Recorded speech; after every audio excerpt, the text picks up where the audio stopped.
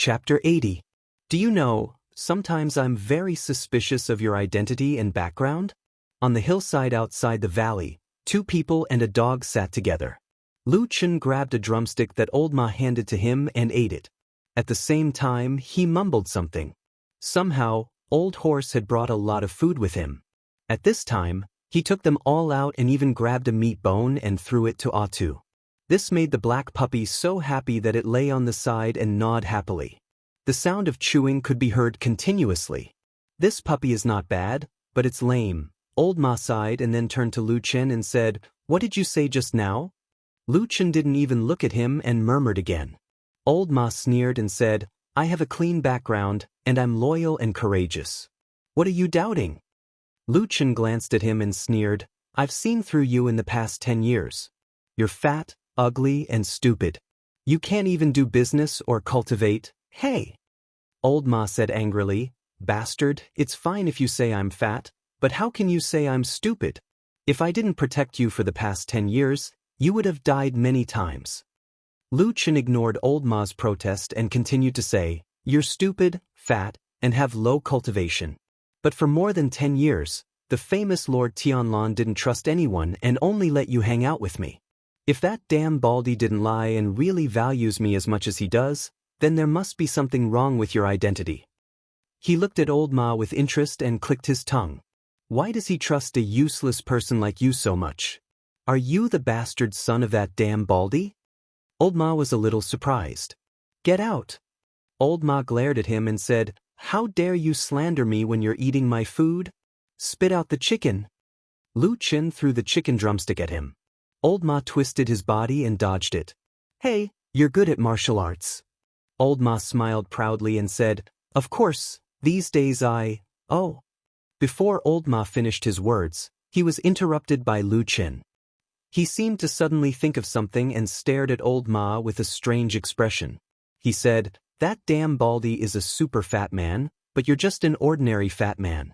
Are you really a dissolute man left by that damn Baldy when he was young?" "But," Old Ma said angrily, "if you talk nonsense again, I'm going to fall out with you." Lu Chen laughed and clapped his hands. He reached out to Old Ma and said, "Do you have wine?" Old Ma threw a wine gourd over. Lu Chen caught it, opened the cork, and took a big gulp. Then he let out a long breath and said, "Good wine." Old Ma looked at him. Gradually, his eyes softened. After a while, he sighed and said, "Have you really thought it through? It's hard to say whether this trip to Kunlun will be a blessing or a curse." Lu Chen smiled and looked at Old Ma. He said, "Shouldn't you help him and try to persuade me to go?" Old Ma shrugged and said, "It doesn't matter to me. Besides, I've stayed with you in that village for 10 years. To be honest, I don't want you to take the risk." Lu Chen was silent for a moment. Then he said indifferently, "I've thought about it. I want to go." Old Ma nodded and didn't say anything else. When he stood up and was about to pack his things, he lightly patted Lu Chen's shoulder. Lu Chen smiled at him gently. When they were packing their things and preparing to leave, Lu Chen asked Old Ma, "After leaving Qingshatang village, where have you been? What have you been doing?" Old Ma didn't care about his image. He pulled up his waistband and patted his chubby belly. Then he walked along the mountain path with Lu Chen and said, "I've been recuperating. After I've recuperated, I went to Kunwu City and opened a small shop." Lu Chen paused and looked at him with a strange expression. He said, "You've been preparing for this for a long time?" Old Ma said indifferently, "I can't say that I've been preparing for a long time. But since I had nothing to do anyway, I thought you'd definitely have a bad relationship with the Kunlun party in the future, so I just ran to Kunwu City. It'd be weird if I believed you." Lu Chen sneered and walked forward. However, a complicated light seemed to flash in the depths of his eyes. Atu ran past the two of them, shaking his head and wagging his tail excitedly. It was just that he was limping due to his leg injury, which made him look very awkward. Old Ma looked at it for a while and said to Lu Chen, "What's the matter with this puppy?" Lu Chen said, "I picked it up on the road a few days ago." Old Ma was a bit surprised.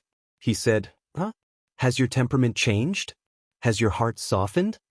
Lu Chen said, "No, I just thought that if I'm hungry and can't find anything to eat, I'll eat dog meat to stave off my hunger." Old Ma said. Just pretend I didn't say that.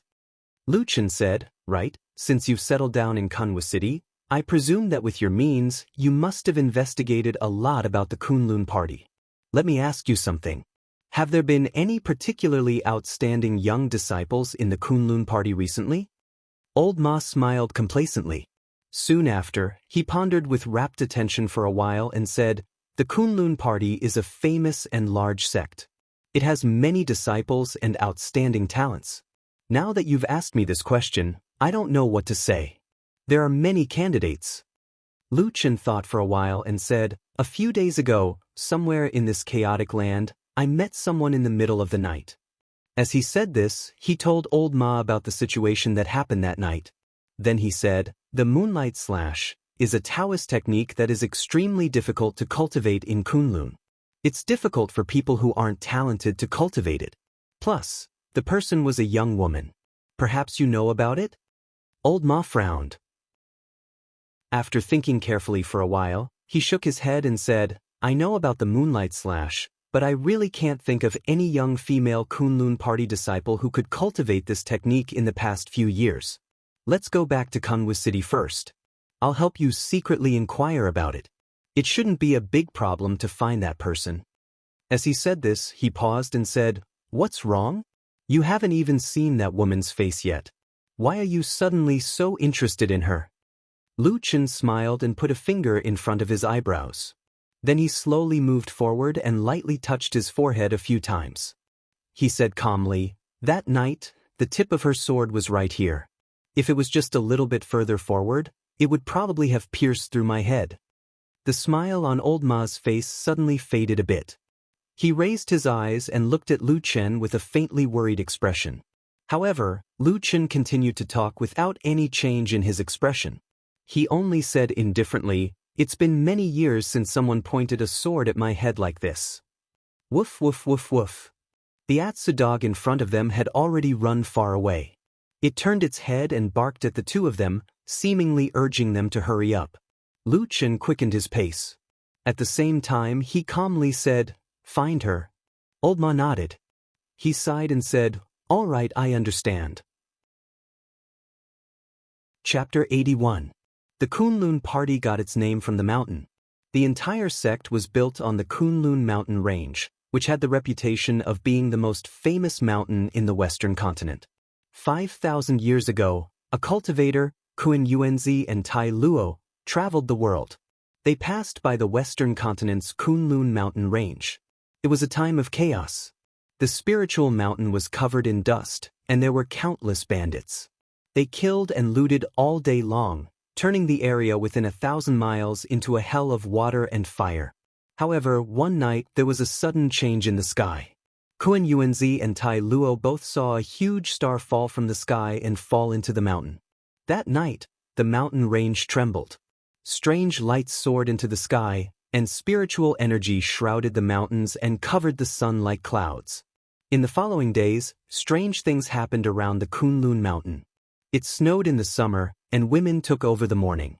The land trembled several times a day, and there were signs of mountains collapsing and the earth cracking. The weather was also unpredictable. What's more, strange demons, ghosts, and demonic beasts appeared in the back of the mountain. They were ferocious and valiant. Although there weren't many of them, they often captured people for food. The people of the world were terrified and fled the mountain. No matter where they were, they all said that a great demon had appeared in the mountain, and that it would bring disaster to the world and slaughter all living things. Kunlun Mountain would become a sea of blood. However, Kun Yuanzi and Tai Luo had unique insight. They thought that this mountain was a supreme spiritual vein in the world and the foundation of a great cause. They bowed to the heavens and made a great vow. They were willing to become the master of the spiritual mountain. After that, the two of them used their great divine abilities to stabilize the world, slay demons, expel bandits, and appease the common people. During this period, their sincerity moved the heavens, and they obtained a great fortune in the depths of the spiritual mountain. They saw the immemorial immortal mansion. They obtained an ancient immortal jade book that passed down a peerless immortal technique. It was also said that there was a resplendent treasure light and a supreme immortal weapon. Since the fortune had arrived, there was nothing more to say. The two ancestors established a sect on this Kunlun mountain, accepted disciples, and established a great cause that would not last for 10,000 generations.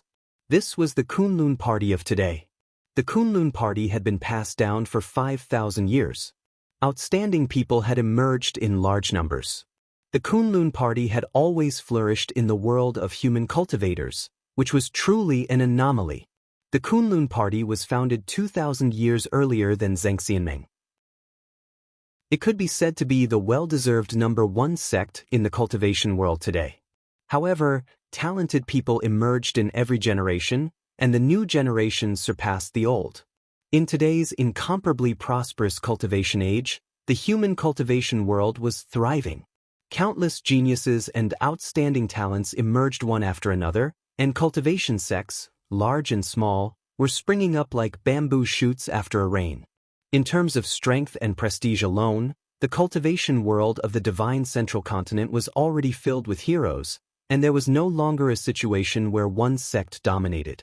Today's Kunlun party had gone through 5,000 years of trials and hardships. It had already taken over the vast Kunlun mountain range as its private property. There were no less than 10,000 of its direct disciples who had achieved success in cultivation, and there was even a deity transformation stage true lord who had exceedingly high Taoist magic presiding over the sect. It could be said that it had an illustrious reputation and sat firmly on the throne of a famous sect. In addition, the Kunlun party also had disciples in the Qi refining realm who had just caught a glimpse of the door, as well as many miscellaneous disciples. There were even more people in this area, more than 100,000 in total. Such a large sect was also a behemoth in the vast western continent. Corresponding to it was Kunwa city at the foot of Kunlun Mountain SX. For thousands of years, it had gradually become one of the most prosperous and largest cities in this vast area. Have you been here before? When Old Ma and Luchen walked into this big city and walked in the bustling Kunwa city with tall buildings, Old Ma asked Luchen. Luchen nodded and said, "I've been here before." Old Ma was a bit surprised and said, "When? You've been with me for the past 10 years, and before that, you were working. When did you get here?" Lu Chen's gaze swept over the spacious and flat streets of Kunwa City and said, "I was probably 5 or 6 years old. I don't remember too clearly." Old Ma was startled and asked, "What happened?" Lu Chen said, "I came to look for food. There are many people here, so I can find a lot of food in the garbage." Old Ma was silent. After a long time, he said, "What happened next?" Lu Chen smiled and said, "I don't know how much time has passed, but that damn Baldy suddenly appeared in front of me. He said he would let me eat my fill and wear my clothes. He told me to go with him, so I went with him." Old Ma sighed and seemed to want to say something, but Lu Chen suddenly turned around and waved his hand. He shouted with a smile, "Atsu, keep up. There are so many people here. If you get lost, you won't be able to find us." Woof woof woof. After a few barks, the lame black dog quickly ran over from the crowd behind them and affectionately rubbed against Lu Chen's feet. On the way from the land of chaos to Kunwa City, Atsu seemed to have grown a bit. It was unknown whether it was because Old Ma brought a lot of food, so this gluttonous dog ate as much as it could every day. "Where's your shop?" Lu Chen patted Atsu's head and turned to ask Old Ma, "Is it on this street?" Old Ma glanced at the bustling street filled with shops and said without changing his expression, "It's tasteless to open a shop in such a vulgar and noisy place. Come with me." Lu Chen immediately had a whole new level of respect for Old Ma. "I haven't seen you for a while, but you've actually developed taste." Old Ma snorted disdainfully. He put his chubby hands behind his back and walked forward like a rich man. Lu Chen and Atsu followed behind him and walked down the street. They walked down another street. They walked down another street. After walking down another street. Another street. Lu Chen couldn't help but call out to the fat man who was already sweating profusely. He looked at him suspiciously and said, "Are we not there yet? Why do I feel like we're almost out of the city?" Old Ma stopped and wiped the beads of sweat from his forehead. He glanced at the towering city wall in front of him and laughed, "Soon, soon." As he said this, he walked forward for a while and suddenly turned to the side. He walked into an alley by the side of the road. After walking for 2 or 3 feet, a wooden door appeared in front of them. Lu Chen stood in the alley and looked around. He saw that the place was deserted and there was no trace of anyone. It was a world of difference from the bustling streets that they had walked through before. On top of the wooden door, there was a signboard with 3 words written on it. Black Hill Pavilion. Do you have any business in this place? Lu Chen couldn't help but ask Old Ma. Old Ma sneered and said, What do you know? There's an old saying, fragrant wine needs no dark alley. Do you know that? As he said this, he took out a key and unlocked the door of the house. He led Lu Chen inside and said, Besides, this place has a lot of benefits. In this noisy city, it's the best place to find peace and quiet. Walk 2 streets north and you'll reach the exit of the city gate. Walk 2 streets south and you'll reach the mansions of the influential families in the city. It's such a good place, but the price of the house can't even compare to a month's rent for an ordinary shop on the street in the center of Kunwa City. When I came here that day, I thought about it for a bit and decided to buy this house. In the future, it can be regarded as an ancestral property of my Old Ma family. After saying this, Old Ma looked complacent. He looked around and then looked at Lu Chen. He said with a smile, What do you think?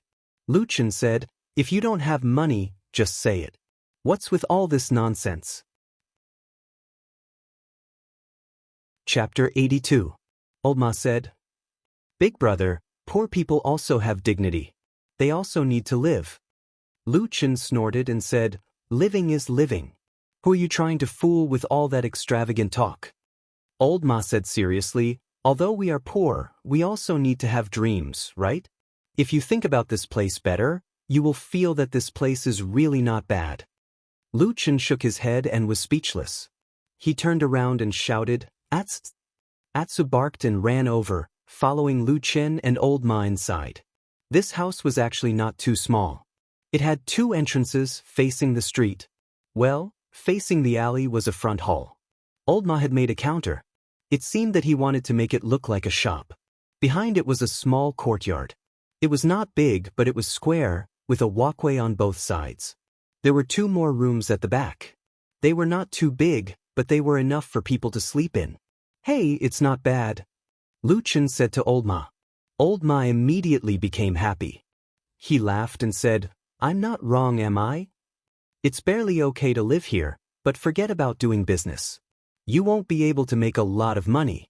Lu Chen stood in the barren courtyard and casually said, I just need to plant some rocks, grass, and 2 trees here. That should do it. Get lost. I don't have money to waste on those boring things. Lu Chen laughed and did not care. He asked casually, You just said that there are big families living in the city nearby? Old Ma scratched his head and said, Oh, actually it's not too close.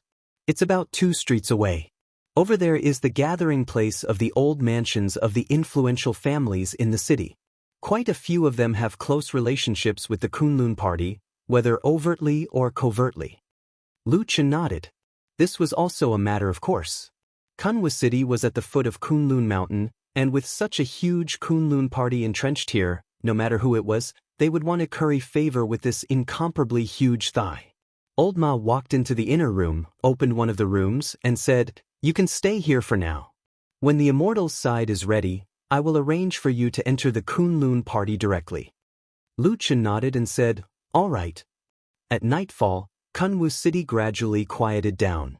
The night breeze swept by and the lights of tens of thousands of households were lit. In an inconspicuous corner of the city, in a small house in a shabby alley, Old Ma and Lu Chen moved a small table and placed it in the courtyard.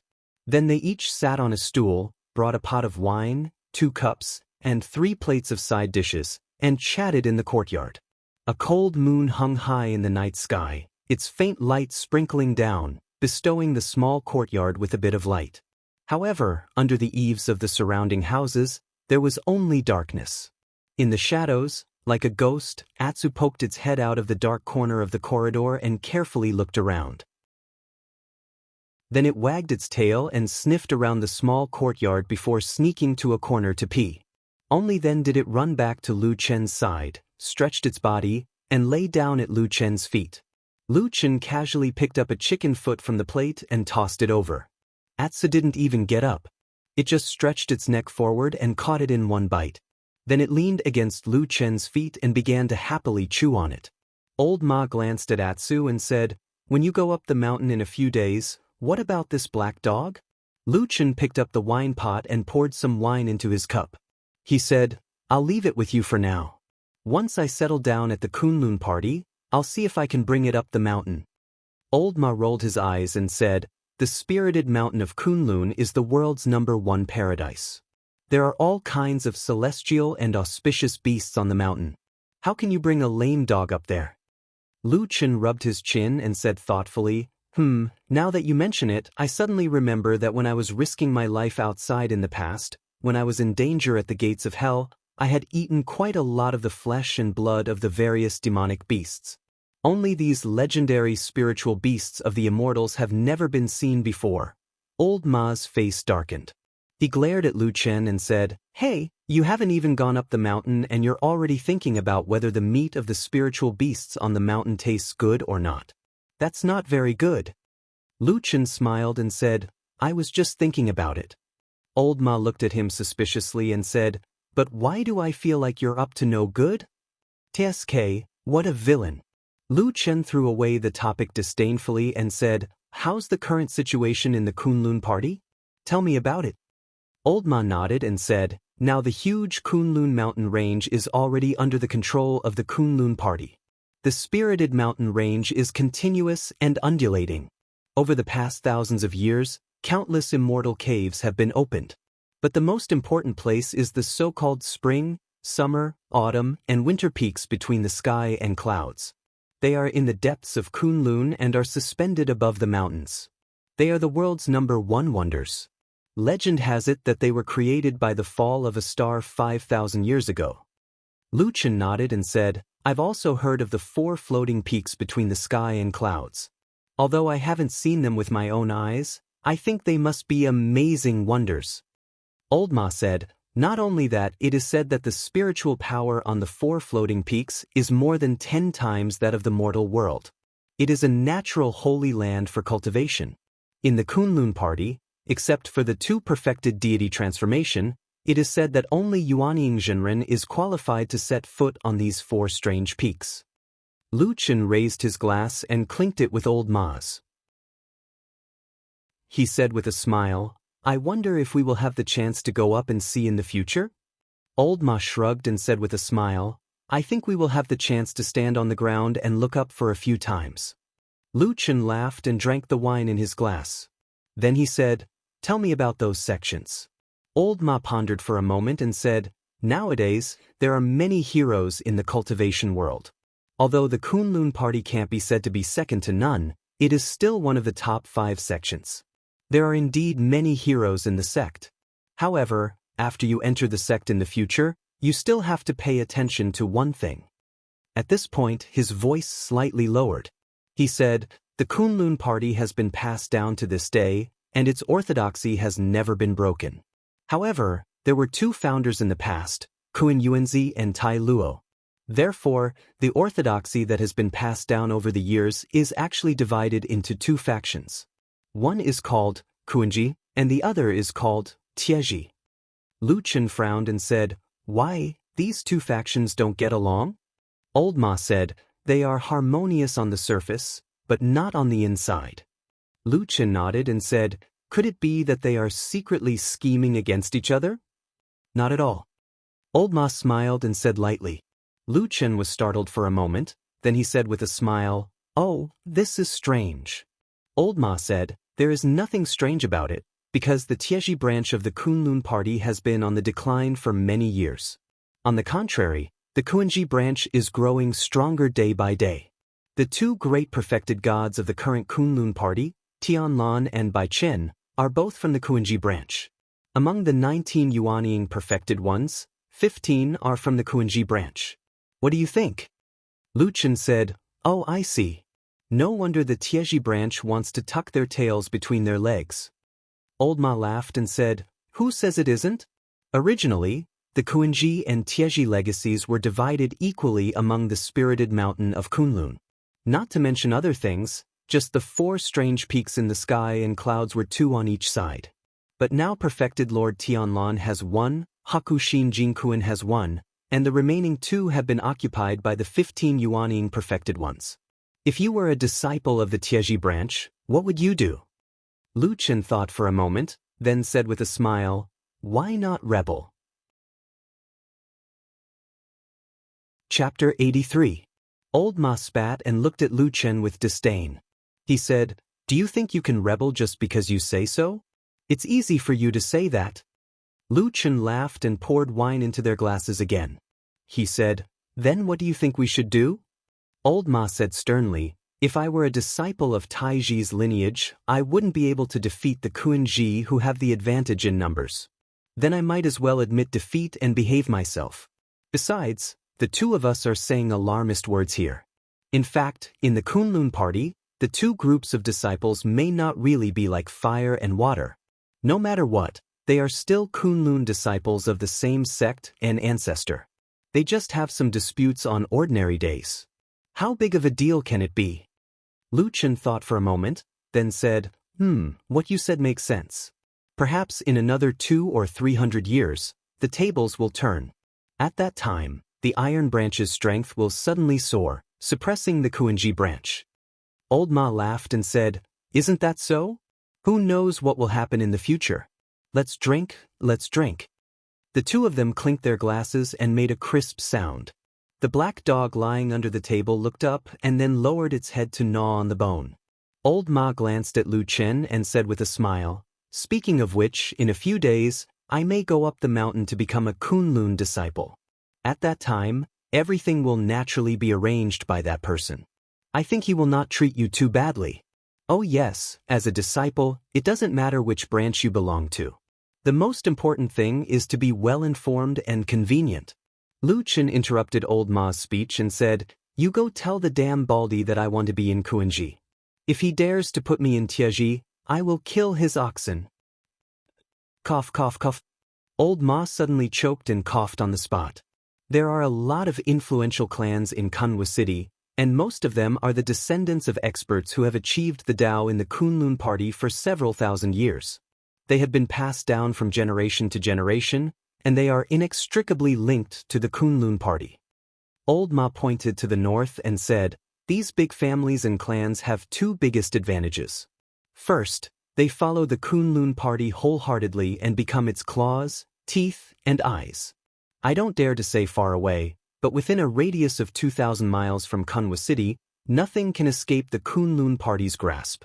Second, over the years, almost all the outstanding talents in these big families and clans have entered the Kunlun party's tutelage, and many outstanding talents have emerged from them." Lu Chen nodded. Suddenly, he frowned and said, "According to you, we can't hide from the Kunlun party's spies even if we come here?" Old Ma snorted and proudly said, "That's only for ordinary people. What kind of person am I, Old Ma Xiaoyun? No one can recognize me no matter what I do, not to mention that I have that person secretly watching over me. Don't worry, it'll be fine." Lu Chen laughed and said, "In any case, it's those children of influential clans who are powerful, right? We can't afford to offend them." Old Ma rolled his eyes and said, "Bullshit. At the end of the day, you brat, there's someone standing behind you, supporting you. Until now, that person still doesn't have a disciple, but he has an exceedingly powerful peerless divine ability. If you really shed all pretense of cordiality with him, even if all the influential families in Kunwa City joined hands, none of them would dare to oppose you." Lu Chen laughed and said, "Unfortunately, I can't have a falling out with him, so I can only endure, right?" Old Ma sternly said, "That's right." "Then aren't you talking nonsense?" "I'm not talking nonsense." Old Ma solemnly said, "While you're suppressing your resentment, you can think to yourself, when I'm done with my business in the future, I'll come and settle the score with you. Let's see if you idiots who look down on others will kneel in front of me at that time." Lu Chen couldn't help but laugh and said, "You're really thinking too far ahead." Old Ma laughed mischievously and said, "Of course. All these years, I've been so angry at you that my life has been shortened by 10 years. Every time, didn't I secretly think like this to get through it? Lu Chen extended a finger to him to show his respect, then he casually said, nowadays, in the Kunlun party, who has a deep background and can't be provoked? Tell me all of them. In the future, I'll stay away from them. Old Ma thought for a moment then said, right now, you have the air of a useless person on your face. At most, you're only at the Qi refining realm. The Kunlun party is so big, and there are at least 80 to 90,000 people with higher cultivation than you. It seems like you can't provoke any of them. Lu Chen, Old Ma said again, oh, but of course, there are some who are especially powerful. You especially can't provoke them. Everyone, people as powerful as spiritual master Yuanying and Jin Dan Friar can crush you with a finger. Their direct disciples are almost all elite disciples, so you should also stay away from them. As for the disciples of the aristocratic families, although there are many Kunwu aristocratic families, there will always be ups and downs. Right now, the most powerful families are probably the Bai, Tai, and Su clans. You should give in to them. As for the small aristocratic families that have declined, they actually don't matter. Lu Chen suddenly thought of something and asked, is there an aristocratic family with the surname Yi in this city? How strong is it? The clan? Old Ma thought for a moment then said, it's all right.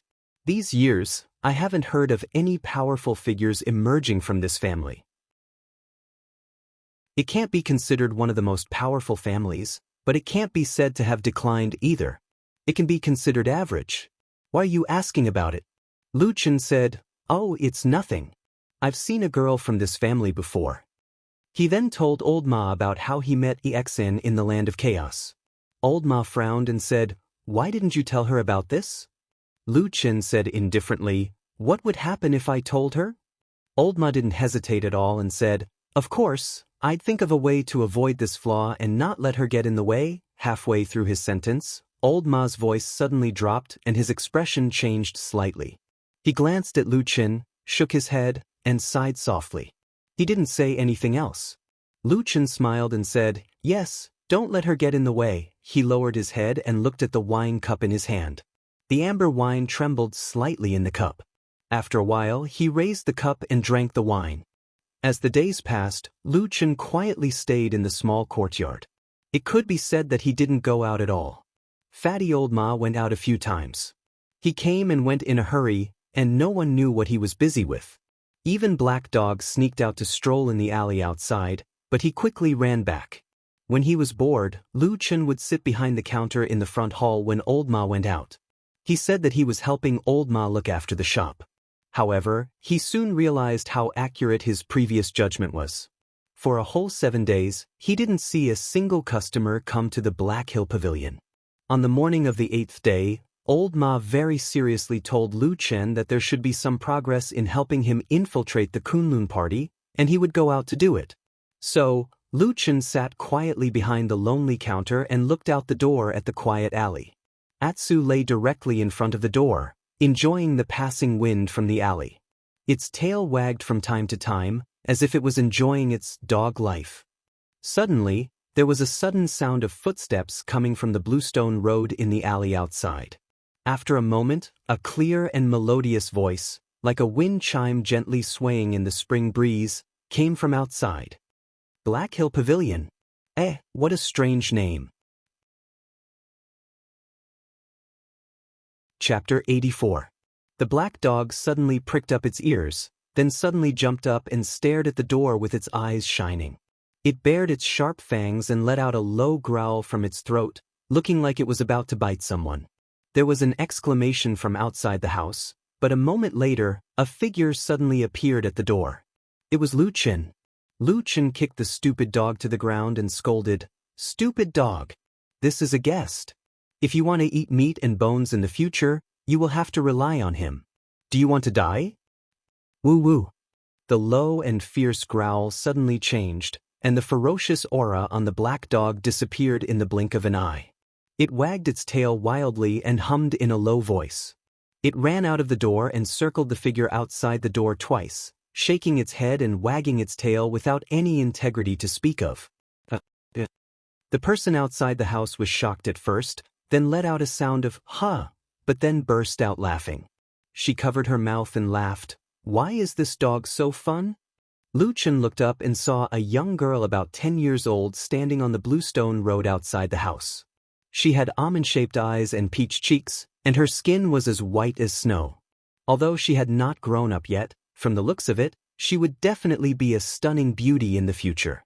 At this moment, the little girl looked at the black dog jumping around beside her. She seemed to find it very interesting and she was full of smiles. There was a soft breeze blowing through the alley, and her red sleeves fluttered in the wind. At this moment, the spring breeze, the deep alley, and the young girl, this scene was like a beautiful painting. Lu Chen called out to the stupid dog that was jumping around blindly.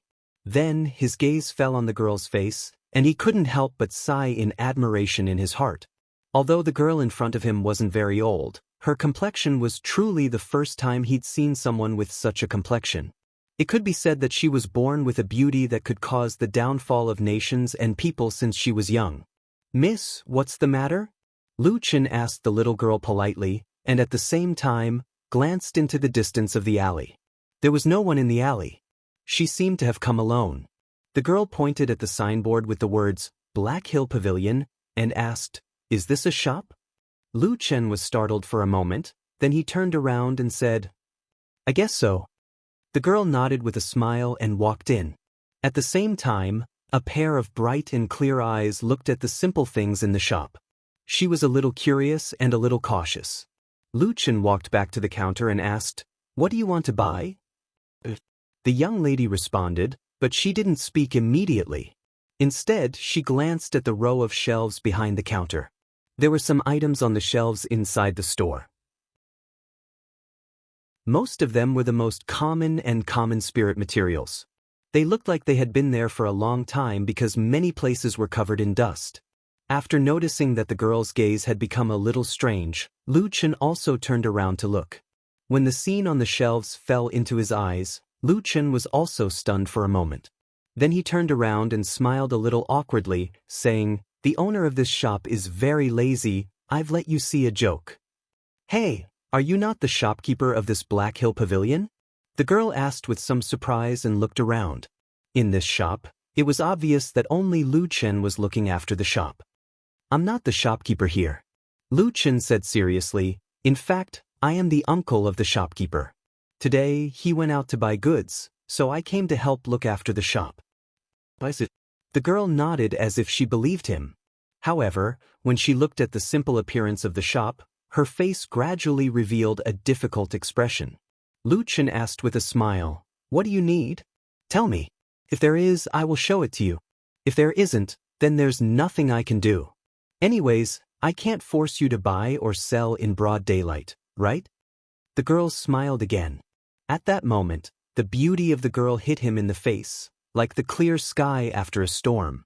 There was a refreshing atmosphere. "I want to buy some Songjuzi."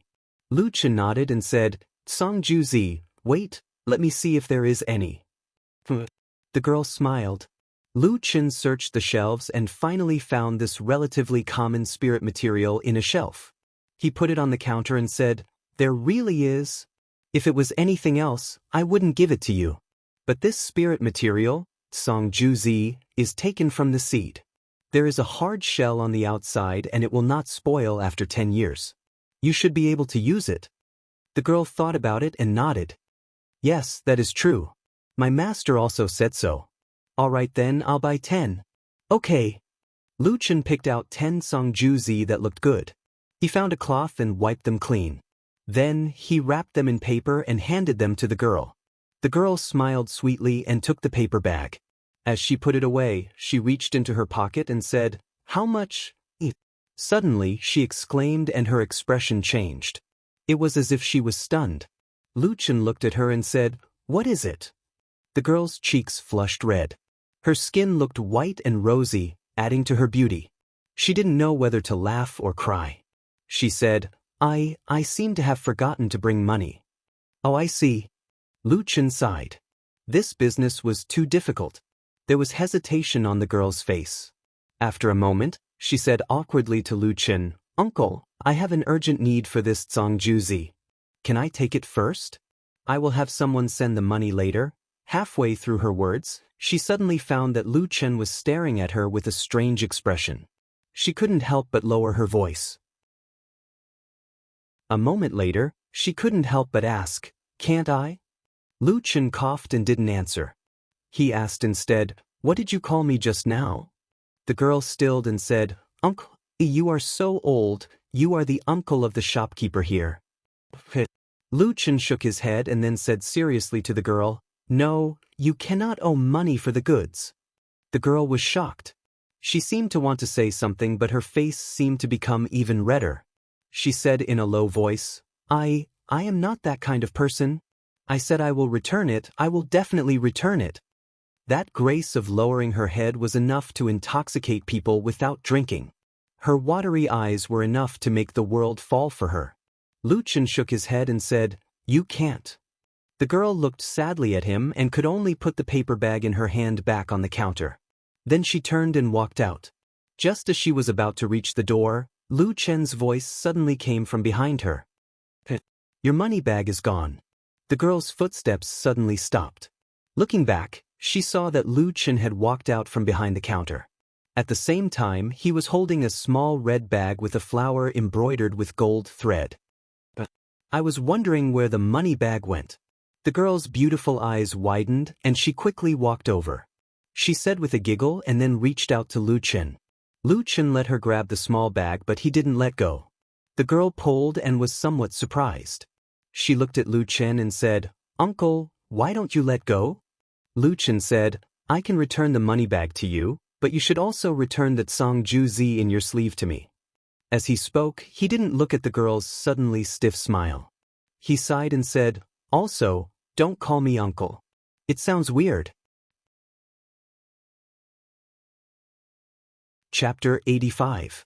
The girl tugged at the pouch twice, but found that Lu Chen's grip was exceptionally firm and she couldn't pull it back. After her expression changed, the gentleness and carefulness on her face suddenly disappeared and was replaced by a kind of annoyance. With a snort, her other hand suddenly raised, and a paper bag actually flew out from her sleeve, smashing towards Lu Chen's face. Lu Chen reached out to catch it and casually grabbed it with his hand, then nodded and let go. The girl took a step back and first hid the small bag in her bosom, then looked up and down at Lu Chen, coldly snorted and said, "I can't tell, you actually know such despicable methods." Lu Chen laughed and said, "I used to rely on this to make a living." As he said that, his gaze fell on the girl's exceptionally beautiful face, and he frowned, saying, "Little girl, since you have such a beautiful appearance, why can't you do anything? Do you really have to do this? Don't blame me for not warning you, these despicable people are not good. With your beautiful face, if you aren't careful, I'm afraid you'll be eaten alive." Oh. The girl didn't look old, only about 10 years old, but at this moment, after removing her disguise, her body suddenly had an additional mature aura. Her young face revealed a disdainful look, and she looked at Lu Chen saying, "So, you are still a good person?" Lu Chen said, "I can't say that I'm a good person, but it's not bad to remind you, what do you think?" The girl sneered and said, "You're just saying it casually. Less nonsense, do you have anything else? If not, I'm leaving." This swindler was actually so self-righteous, as if not stealing from Lu Chen, but Lu Chen's fault. Lu Chen also couldn't help but laugh, but first, this girl was really too young, and second, her face was already very beautiful at such a young age, it really made people unable to harden their hearts to do anything. He immediately waved his hand and said, "You can leave, anyway, next time you're caught, I won't be so polite. This broken shop, I'm not just passing by, even if you pay me money, I won't come again." The girl angrily shouted, then turned around and walked out of the door. The black dog next to her wagged its tail and came over, jumping enthusiastically beside the girl. The girl looked at the black dog and especially saw the lame Atsu's hind legs. She was first startled, but then her eyes became slightly soft, and she reached out her hand to touch the head of the Atsu and said, "This dog is much cuter than your master." The Atsu tilted its head and stuck out its tongue and looked affectionate. Suddenly, Lu Chen from behind and said, "Atsu, That's a bad guy, he wants to steal our things. The Atsu didn't seem to react for a moment, and blankly looked back at Lu Chen. Lu Chen sternly said, "Be fierce to her. Bite her." Atu jumped up, as if he had suddenly come to his senses. Immediately, the hair on his neck stood up, and he let out a low growl, baring his fangs at the young girl. He looked like a hungry wolf, ready to pounce and bite someone in the next moment. Ah! The girl was shocked, and suddenly jumped away as if she was electrocuted. She quickly ran out of the door, and then cursed at the shop, a house full of monsters, bad people, and stupid dogs. Woof woof woof woof. As the Atsu roared, it suddenly rushed out. The girl screamed and ran away. Her speed was extremely fast, and in the blink of an eye, she ran out of the alley. The Atsu chased a step, but was stopped by Lu Chen from behind, and then turned back bitterly. But then it seemed to be happy again and quite proud. It circled around Lu Chen a few times, and kept barking, as if it wanted to take credit. Lu Chen sighed, looked at it, squatted down, and grabbed the head of the Atsu in front of his eyes, pulled its ears, and scratched the dog's fur. After looking left and right, he frowned and said, "Strange, I remember that snow wolves and black jackals are intelligent and cunning monsters. Why do you always look stupid? Woof woof, woof woof." The Atsu stuck out half of its tongue and licked Lu Chen, and looked very happy. In the evening, old Ma came back. As soon as he entered the house, he pulled Lu Chen to close the door and went to the backyard. Then he said with a smile, "It's finally done." Lu Chen nodded and said, "That's good. When do we go up the mountain?" Old Ma said, "In 3 days. A few days ago, the Kunlun party just held the annual Immortal Appraisal meeting, and they accepted a new batch of disciples. Recently, it's the time for those who have no chance to officially join the sect to display their supernatural powers. You're not conspicuous at all among them." Lu Chen looked at him, and said with a smile, "What do you mean by displaying their supernatural powers?" Old Ma laughed, and said in a low voice, "On the surface, the Kunlun party wants to accept so many disciples, but in fact, there are a lot of people who want to squeeze their own children into the sect. Don't tell me you don't know about this." Lu Chen shrugged and said, "From what you said, there are quite a lot of disciples like me who sneak into the sect in a roundabout way." Old Ma said with a smile, "Of course. The Immortal Appraisal meeting has accepted 500 people, and they can at least squeeze another 200 or 300 in." "Damn." Lu Chen was shocked and said, "There are so many." Old Ma snorted and said, "The more they accept, the more spirit stones they can collect. This business is better than anything else." Lu Chen said with emotion, "You're right." At night, 2 people and a dog sat in the small courtyard again. Old Ma took a sip of wine, and said to Lu Chen with a frown, "You let that little girl go just like that?" Lu Chen said helplessly, "What else can I do? I can't really detain her, can I?" Old Ma thought for a while and said, "At least you should ask about her identity, background, and name, right?" Lu Chen shook his head and said, "It's useless to ask. It's all fake." Old Ma clicked his tongue, and his eyes suddenly became a little strange. He looked at Lu Chen and said, "Speaking of which, why didn't I notice that you have this trick before? I didn't see you learn it from that person." Lu Chen smiled, picked up a cup of wine, and lightly said, "That was before I met him. I was muddling around in this city, trying to survive. Aside from picking up trash, I also learned how to steal and swindle people." Old Ma was stunned, and looked at Lu Chen for a long time without saying anything. After a long time, he said in a low voice, "It's not easy to be a lowly person. You were so young back then. Did you suffer a lot?" Listening to Lu Chen's extremely simple answer, Old Ma didn't know what to say for a moment. After a while, he laughed dryly and changed the topic and said, That little girl is really unlucky. She happened to pass by here and wanted to do some business, but she actually met an expert. She must have been half dead with anger." "No." Lu Chen suddenly interrupted Old Ma. Old Ma was startled and said, "What's wrong?" Lu Chen smiled, and then he gazed at the cold and dark night sky in the distance. After that, he took a sip of wine and said, "All those years ago, when I did all these things that harmed people, I'd always checked and calculated carefully, and there was no such thing as a coincidence. As for whether she happened to pass by, I don't know. Chapter 86. What should we do? Old Ma furrowed his brows in distress and said, "It feels a little troublesome." Lu Chen glanced at him and said, "Maybe they aren't here for me." Old Ma was stunned and said, "Then who are they here for?" Lu Chen looked at Old Ma's fat face and said seriously, "To be able to open a shop in such a desolate alley, he must be a fat sheep that is easily deceived. I think that's what that little girl is thinking." "Get lost." Old Ma scolded angrily and then took out a book as thick as a finger and threw it at him. Lu Chen caught it and flipped it open to take a look. At the same time he asked, "What is this?"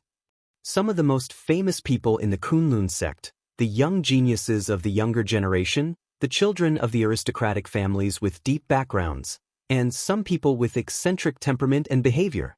Brief information about them, including Dao techniques, magical treasures, and so on, are all written on it. In addition, there are also some situations in the Kunlun party's main halls. You can take a look when you have time. After you have written it down, burn this book. Lu Chen was silent for a long time. The joking expression on his face disappeared and he sat up straight. Then, with a serious expression, he said to Old Ma, "Thank you for your hard work." Old Ma grinned and said, "This kind of thing should be shown to people who understand. Only then will it be satisfying." Lu Chen sighed and said to him, "With this kind of ability, you can actually do a lot of big things. It's a bit of a disadvantage to hang around with people like me." Old Ma said, "In this world, is there anything bigger than what you want to do?" Lu Chen sneered and put away the book. Then he picked up the wine pot and poured wine for Old Ma and himself. At the same time he asked, "About the person we are looking for, what do you know?" Old Ma shook his head and said, "I have no clue. We do not know anything about that person, whether he is a man or a woman, whether he is old or young, whether his cultivation level is high or low. Other than knowing that he is hiding in the Kunlun party to do something big, we do not know anything else." Lu Chen raised his cup and clinked it with Old Ma's, then drained it in one gulp and said, "Take your time to find it." 3 days later, Lu Chen went to the Kunlun mountain and joined the Kunlun party, becoming a Kunlun disciple that was envied by most mortals. This was a layer of dazzling halo, like a gilded and dazzling coat, draped over his body. To outsiders, it looked so glorious, except for the insiders who were also on Kunlun mountain. Just as Old Ma had said before, although the Kunlun sect, which had a history of 5,000 years, usually paid the most attention to rules and integrity, after so many years, the persistence passed down by the founding master was still flexible.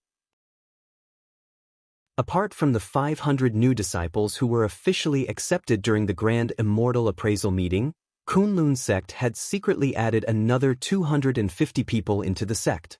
Lu Chen was one of them. Unfortunately, his innate aptitude was considered to be the worst among all of them. In the cultivation world, talent and talent were based on the 5 elements wheel in the dantian of the Sea of Qi. The more divine pillars, the higher the talent. Generally speaking, only disciples who had at least 2 5 elements divine pillars would be accepted by famous sects like the Kunlun party. The hope of a first pillar disciple was too small, and the loss outweighed the gain by placing spiritual materials and resources on such a person. Yes, Lu Chen was the kind of person that the loss outweighed the gain, but this kind of person was not rare in the Kunlun mountain, because who did not have the dream of becoming an immortal? No matter how bad one's talent was, there was always a little hope. Besides, even if there was no hope of becoming an immortal, if one could get some opportunities in the Kunlun mountain and practice some magic, not only would one's strength increase greatly, one's life would also be extended a lot. Why not? This kind of thinking was naturally human nature. As for the high and mighty elders of the Kunlun sect, it was impossible for them to care about these small matters. Who didn't have a close relationship with someone? Furthermore, it wasn't like they were sent in for free. Therefore, in such a bright and slightly gray background, Lu Chen safely and calmly entered the Kunlun party, without attracting anyone's attention, and became a servant disciple with the lowest position in the Kunlun party.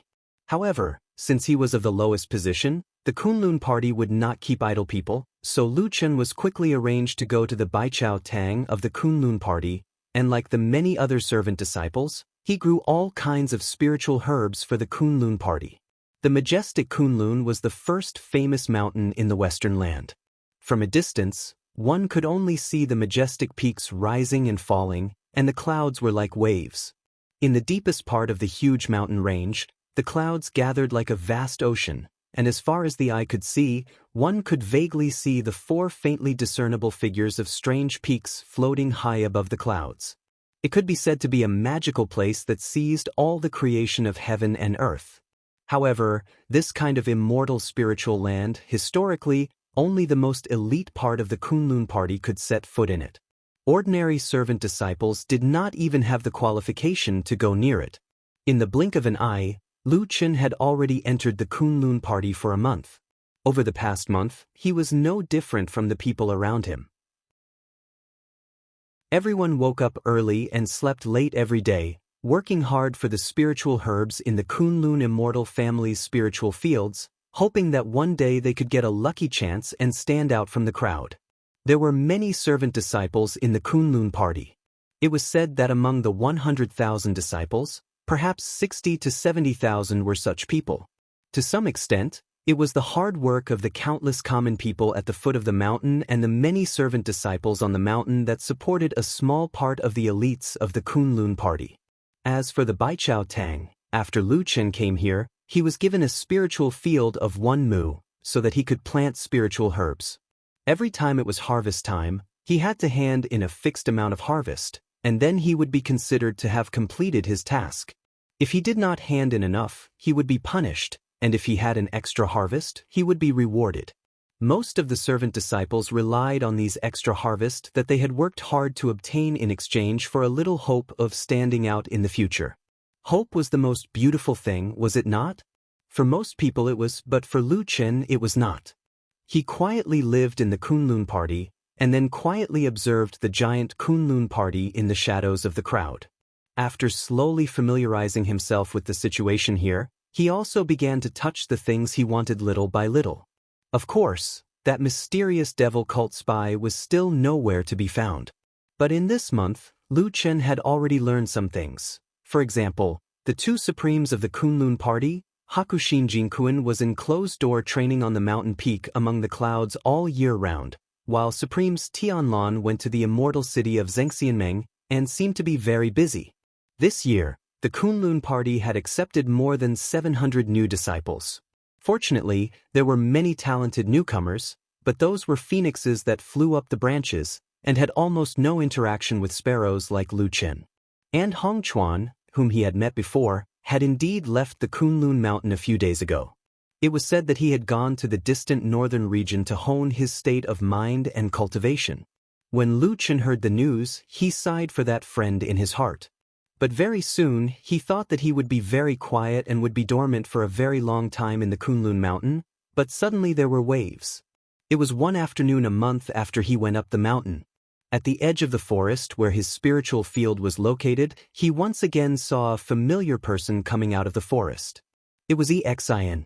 That day, Exian's face seemed a little pale.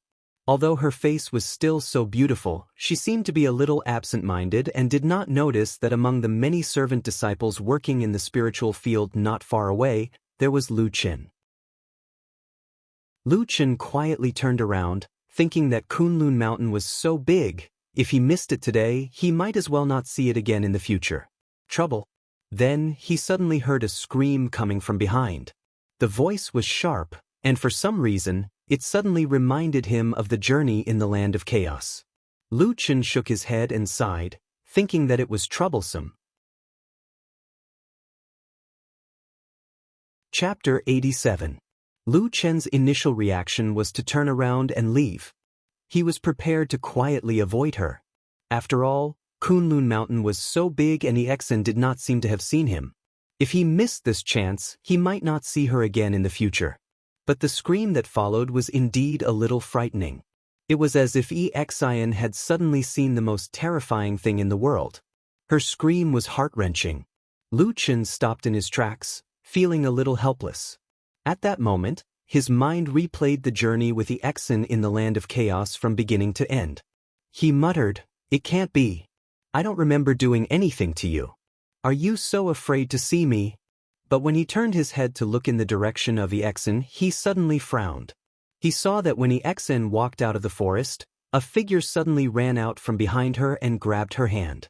When the figure that appeared from behind appeared in everyone's line of sight, it immediately caused a commotion among the crowd of odd-job disciples who had slowly gathered to watch the show. Even the usually calm Lu Chen's expression changed slightly. At the same time, he instantly understood why Exian would let out such a tragic scream. It was a man wearing the Kunlun Party disciple uniform. But his face was completely destroyed. At least a dozen shocking scars remained on his face. His facial features were terrible. One of his ears was missing, his nose was gone, and there was a big cut on his chin. A terrible scar had slashed across his left eye, leaving a pitted red flesh. It seemed that this eyeball had also been destroyed. This face looked like it had been slashed countless times by a sharp blade, or had been ruthlessly gnawed on by a terrifying beast. It was completely devoid of human form. It was hard to imagine that a person who had suffered such serious injuries could actually survive that disaster. At this moment, it was a bright and sunny day. Under the bright sky, the surrounding people all felt a trace of coldness, and a few timid female disciples even closed their eyes and looked away, not daring to look directly at that person. The terrifying face that resembled a demon from hell suddenly appeared behind Exin. After grabbing her, the face leaned in and let out a deep, furious growl. When she lifted her eyes, the face was already inches away from her. No wonder she let out such a shrill scream. "Let me go! Let me go!" However, to Lu Chen's surprise, Exen did not faint from fright.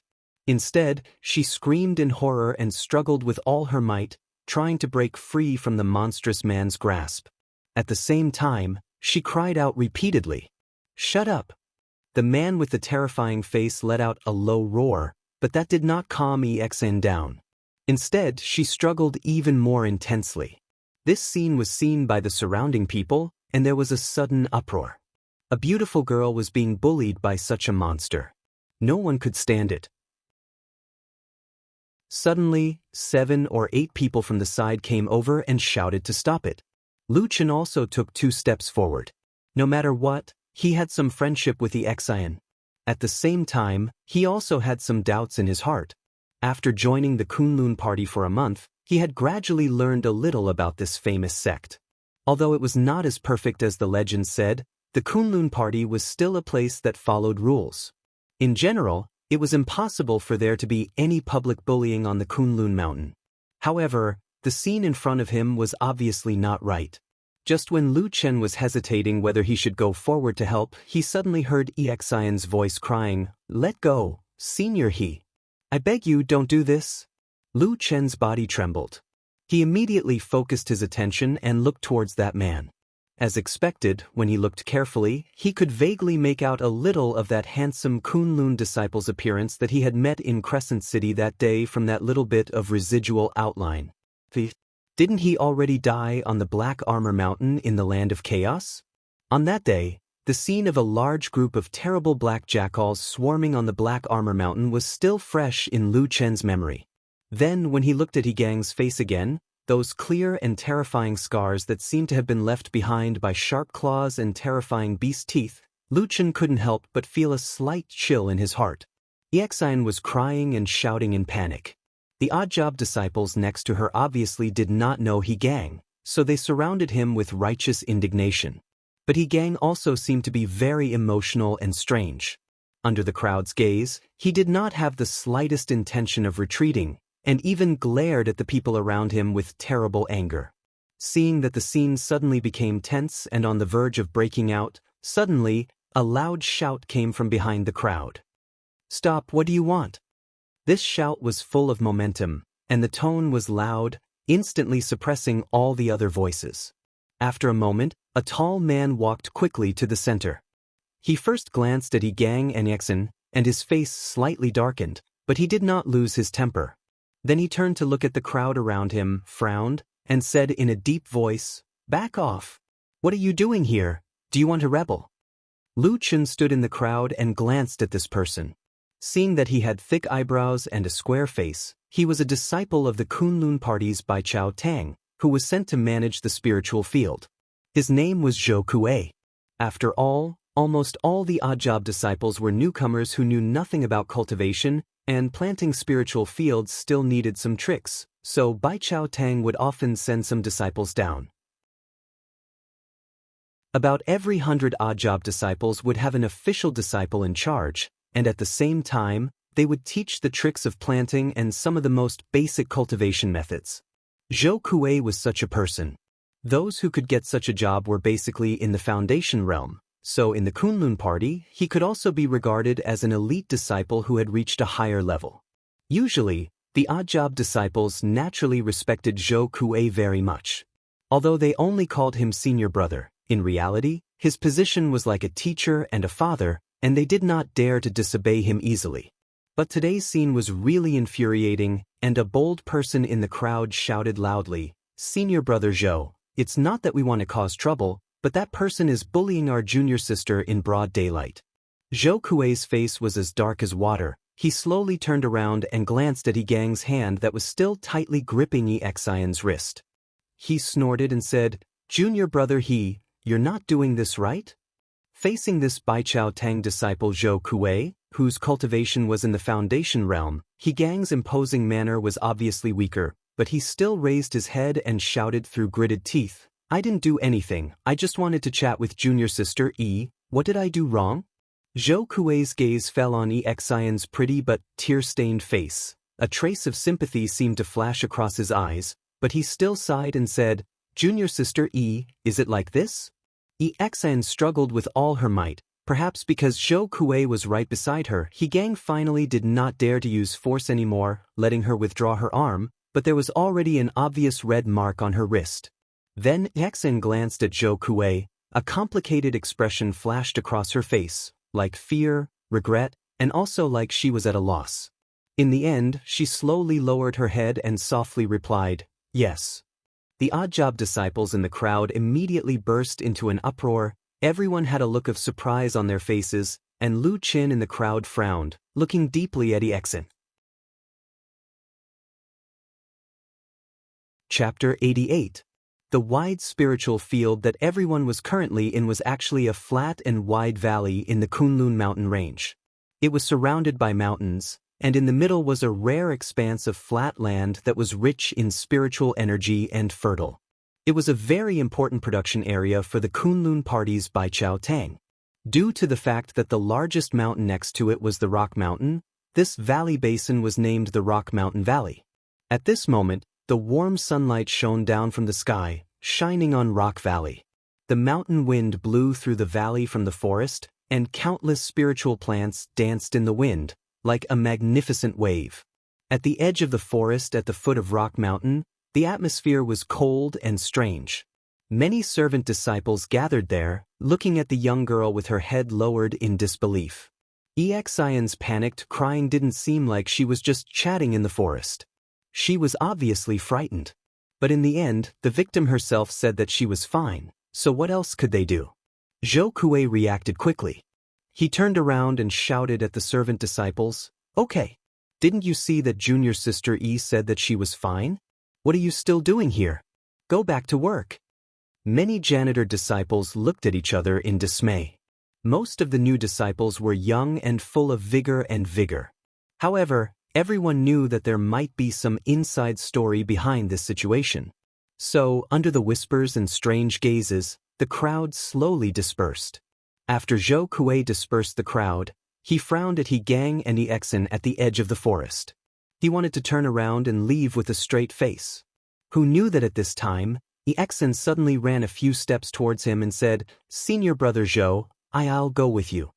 Zhou Kuei's body trembled slightly. Before he could say anything, Yi Gang, who was behind him, already said loudly, "Junior sister Yi, I still have something to say to you." Yi Xian didn't even look at him.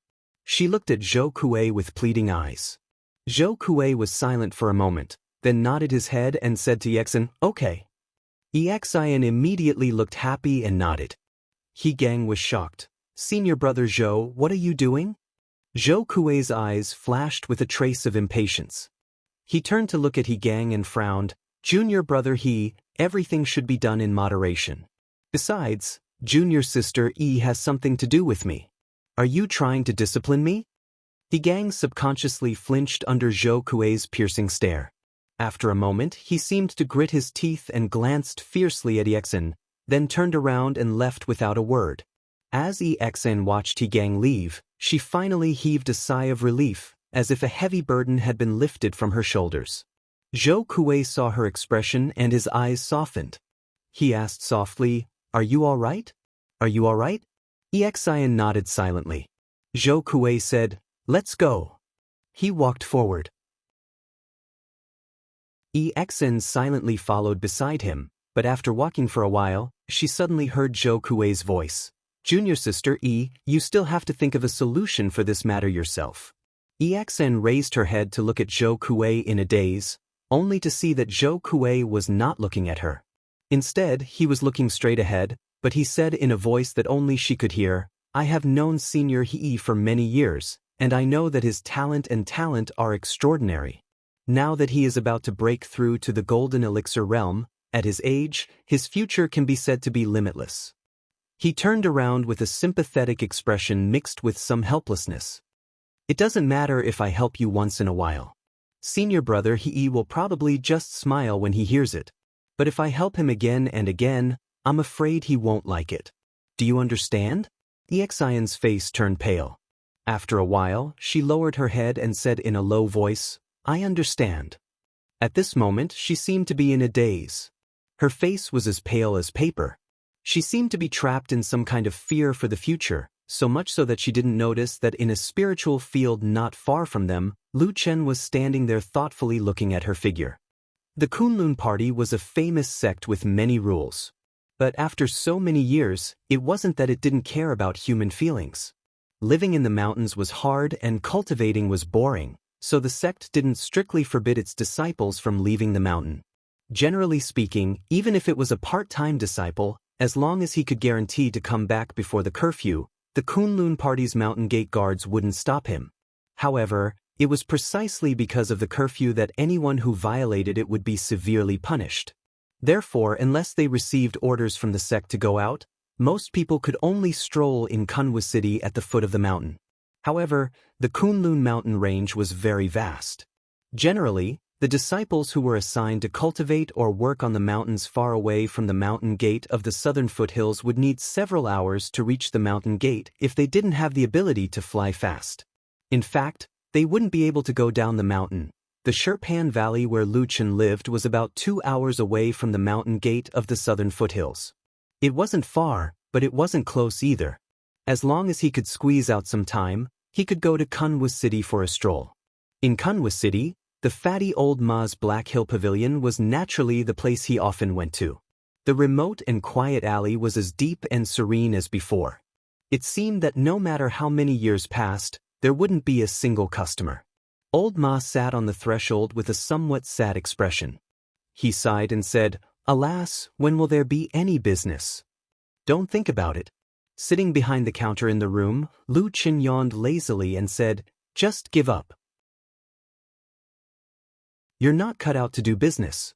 Old Ma spat and said indignantly, "Bullshit. I, your father, was born to be a genius. In the future, I'll definitely do something big and earn a fortune that can rival a country. At that time, you can just wait to kneel in front of me." Lu Chen said, "Wake up. It's not dark yet. Stop dreaming." Old Ma muttered. He probably felt that it was really inappropriate to talk about ideals with this person, so he said, "You've been on the mountain for a month now. How's the situation?"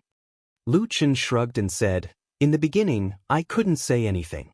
However, this Kunlun party really has a lot of rules. It's a 5,000-year famous sect. It's not strange," Old Ma said with a smile. Then he glanced at the empty alley outside and said, "By the way, I found the person you asked me to investigate last time." Lu Chen raised his eyebrows and looked over. He said, "You actually found him. I've underestimated you." Old Horse had a smug look on his face as he said, "Nonsense. Who do you think I am? As long as I want to investigate, there's nothing on this Kunlun mountain that I can't figure out. Lu Chen was too lazy to care about this guy's bragging. He just asked, "Who is that person?" Old Ma said, "Moonlight cut is extremely difficult to practice. There are not many young disciples who can practice it. Moreover, it's a woman. Moreover, during that period of time, she was not on the mountain of Kunlun. After searching for a long time, there's probably only one person left. Su Qingjun, the only disciple of the Kunlun party's Masato Kihara." Chapter 89. Muyuan. Lu Chen frowned slightly. After pondering for a moment, he asked with a strange look in his eyes, "The one from the Tieji branch?" Old Ma nodded and said, "That's right. That old man is one of the 4 Yuanying Jinren of the Tieji branch of the Kunlun party. He's also recognized as the strongest in Taoism and divine powers. It's not an exaggeration to say that he's the leader of the Tieji branch." Lu Chen nodded and said, "What about Su Qingjun herself?" Old Ma said, "She's very outstanding. She's extremely talented. It's said that she's one of the top 4 pillars. She can be said to be very gifted. Her progress in Taoism is very fast and she's worthy of the word genius. She's only 22 years old, but she's already at the peak of the foundational state. Among the young foundational state disciples of the Kunlun party, there are about a dozen of them who've reached the peak of the Jin Dan state and are only one step away. But the most famous ones are Su Qingjun, He, Song Huaisong, and Feng Yu." At this point, Old Ma paused and looked at Lu Chen. "At such a young age, you are only one step away from the Golden Core realm. With this kind of strength and talent, the difference between you and an ordinary Foundation realm disciple is like heaven and earth. I don't need to say more, right?" Lu Chen smiled and said, "If she's lucky enough, she might have a chance to peek into the Yuanying state in the future." "Yes, becoming a Jinren." Old Ma sighed with some emotion. He then said to Lu Chen seriously, "Since you know it, don't think too much, okay? That girl has no grudge against you. She didn't really hurt you in the land of chaos. You don't have to go against such a proud girl, do you?" Lu Chen's expression didn't change. It seemed that he didn't take this matter to heart. He said casually, "I don't plan to do anything to her. I'm just curious." Old Ma stared at him for a moment, then snorted and said, "That's not necessarily the case. You're full of evil tricks, sinister and cunning. Who knows what you'll do later? Let me tell you, although Kunlun's iron branch is weak, there are still 4 Yuanying Jinren sitting there. A genius disciple like Su Qingjun would have a limitless future. Tai Ji would definitely protect her like a precious treasure. Don't look for trouble." "Hey!" Lu Chen spat and said, "I came to Kunlun Mountain for the sake of the common people of the world, the righteous path of life, yet I had no choice but to risk my own safety to do such a dangerous thing. Why do you, this servant, always regard me as someone who is worse than the devil cult?" Old Ma said seriously, "You're right, that's the truth." As he said this, he suddenly lowered his head to avoid a stool that flew towards him. Then he looked around and smiled. "Oh yes, where's Atsu? Why don't I see it? I just brought a bag of meat bones for it. It's chewing on it in the backyard." Lu Chen said, "This black dog's appetite seems to be very big. It's eating me poor. Hurry up and bring it up the mountain. Wait for another 2 months. I'm not familiar with it yet." Lu Chen said casually, "Oh yes, there's one more thing. Help me check it out. It's about the girl from the E family I told you about last time." As he said this, Lu Chen told Old Ma about the scene he saw at the spiritual field in Shirpan Valley. In the end, he frowned and said, "He Gang didn't die. And looking at Yexen, she seems to be afraid of him. I'm afraid there's something strange about it." "Oh, leave it to me," Old Ma said with a smile. Lu Chen stood up, looked at the sky, and said, "All right, I'm not going to talk to you anymore. I'm going back to the mountain." Old Ma nodded and watched as Lu Chen walked to the door. Just as he was about to step over the threshold, Old Ma suddenly said, "There's something you might not know. This year, the Kunlun Party's Immortal Appraisal Conference had a great harvest. The Kunlun Party had recruited many talented 3 pillars and even 4 pillars. However, there's one thing that the Kunlun party suppressed. Lu Chen's body trembled slightly. He turned to look at Old Ma. Old Ma looked straight into his eyes. For some reason, there was a complicated and incomprehensible light in his eyes. He said softly, "I heard that during the conference they found a rare, one-in-a-million peerless genius. That person had all 5 elements, and there were 5 pillars on the Sea of Qi." Lu Chen's expression changed slightly. It seemed that even a calm person like him was startled after hearing about this matter. But very quickly, a trace of a smile appeared on his face. A self-deprecating smile appeared on his face. "Amazing, a 5 pillars genius," he murmured, then raised his head to look at the sky. He said lightly, "Just like me, isn't it?" Old Ma was silent. It was already evening when he returned to the mountain. When Lu Chen walked through the mountain gate and walked along the mountain path to his residence at the foot of Shirpan Mountain, the sky gradually darkened. Night came. At night, Kunlun Mountain was still majestic, but it was less majestic than during the day, and more distant and deep in the night. Each mountain peak was like a silent giant, quietly standing in the darkness, quietly watching Lu Chen walk between the mountains. Unknowingly, there was no one else on the mountain path. Only Lu Chen walked alone. The night was somewhat desolate, and the mountain wind was somewhat cold. It whistled past, and the faint starlight shone on the ground. One could see the swaying shadows, like dancing demons and ghosts. There was still some time before the curfew. Lu Chen looked at the night sky and expressionlessly walked on this dark road. Gradually, even he himself seemed to blend into it, becoming a part of those terrifying shadows.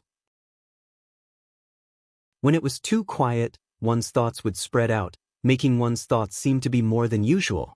As Lu Chen walked, he suddenly thought of the small village that he had lived in for 10 years, and the beautiful girl who was already sleeping by the Dragon Lake on Tea Mountain. At this time, would there be a cold wind blowing by the Dragon Lake? Maybe she would also feel a little cold, because she was afraid of the cold before. Lu Chen suddenly shook his head, freeing himself from these thoughts, and then continued walking.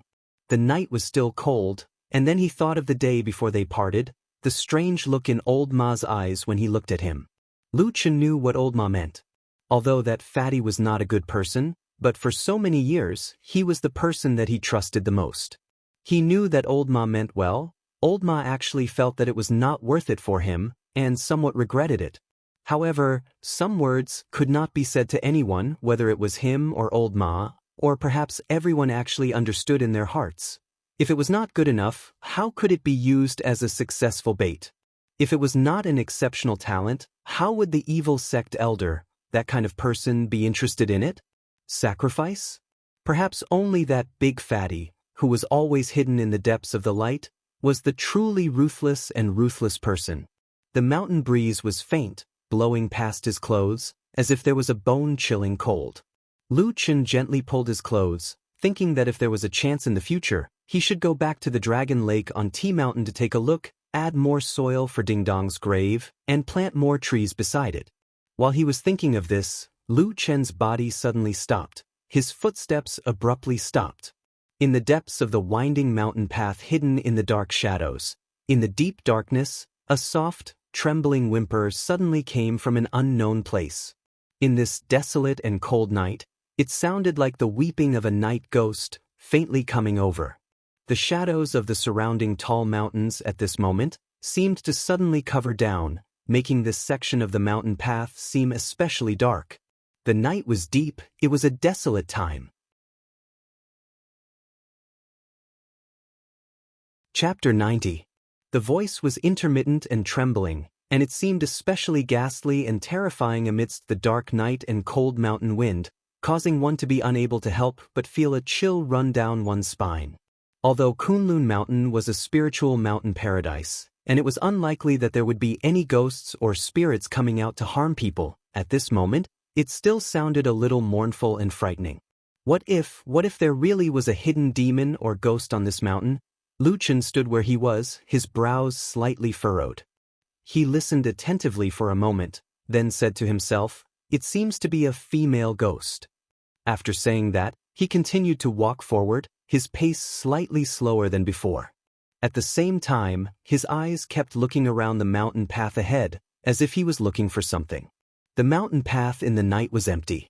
Dark shadows swayed, as if there were strange gazes hidden in the trees and bushes on both sides of the road, staring at Lu Chen's figure in the darkness.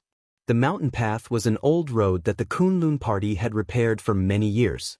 It was mottled with wind and frost, but it was still firm and smooth, winding and stretching forward silently. The strange sound that seemed like a woman's sobbing was still drifting from ahead, but as Lu Chen walked forward, it gradually became clearer.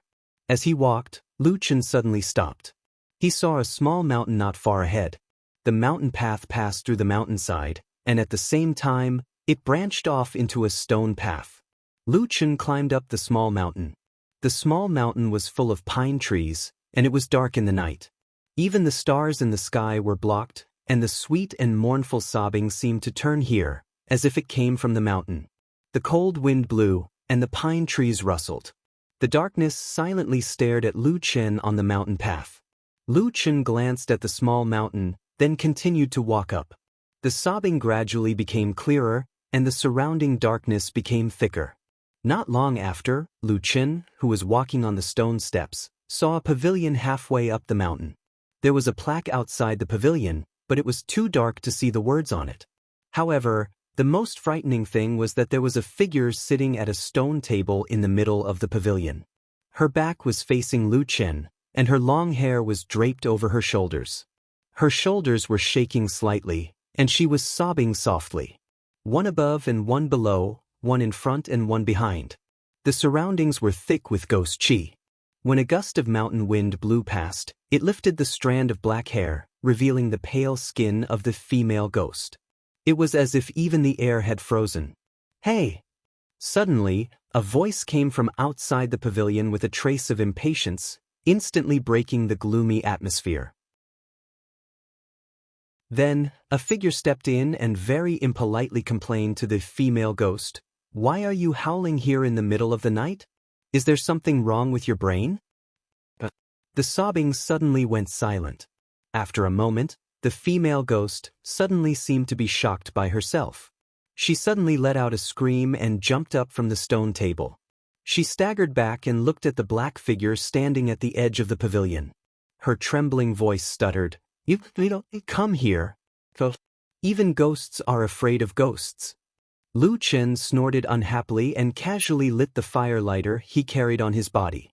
The moment the fire lit up, it illuminated the faces of the two people in the pavilion. The frightened face of the woman on the opposite side flashed there. After a moment, the expression on her face first stiffened, then revealed a somewhat incredulous expression. She said in shock, "Brother Lu, why is it you?" At this time, the only person in the Kunlun party who would call Lu Chen Brother Lu was naturally only Exin. With the dim light of the fire, Lu Chen saw Exin's surprised, happy and dazed face. There were still traces of tears and her face was very haggard. He could not help but shake his head. With a wave of his hand, the fire suddenly flashed and extinguished. Darkness once again shrouded the mountain pavilion. Not sleeping in the middle of the night, but coming here to scare people. You, this young lady, are getting more and more powerful. Lu Chen walked to the stone table in the pavilion and sat down. Exin stood at the side of the pavilion for a moment before carefully walking over.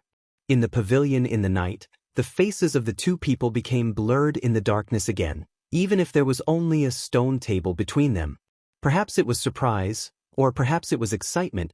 Exin did not care about the slightly sarcastic joke in Lu Chen's mouth. Instead, she seemed to be a little embarrassed and shrunk her neck. After a moment, she said, "Brother Lu, why are you on this Kunlun mountain?" Lu Chen looked up at the sky and felt that there was almost an hour until midnight. There was still time, so he said, "Me? I am now a disciple of the Kunlun party."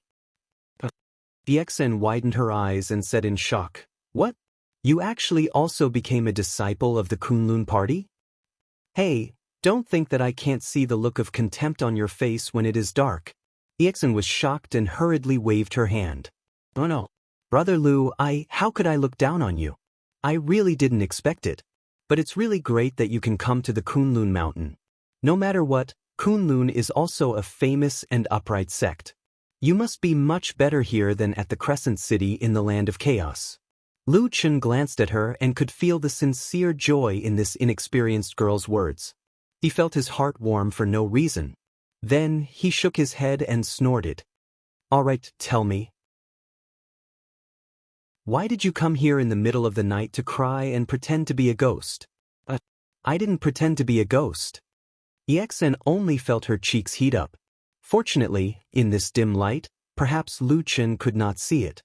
She subconsciously retorted, You, on the other hand, suddenly jumped out just now. That was really scary. Don't say that I didn't pretend to be a ghost. Even if I was a ghost, even a ghost would be scared to death by you just now. Hey, I haven't seen you for a while. You've become so good at talking. Lu Chen laughed.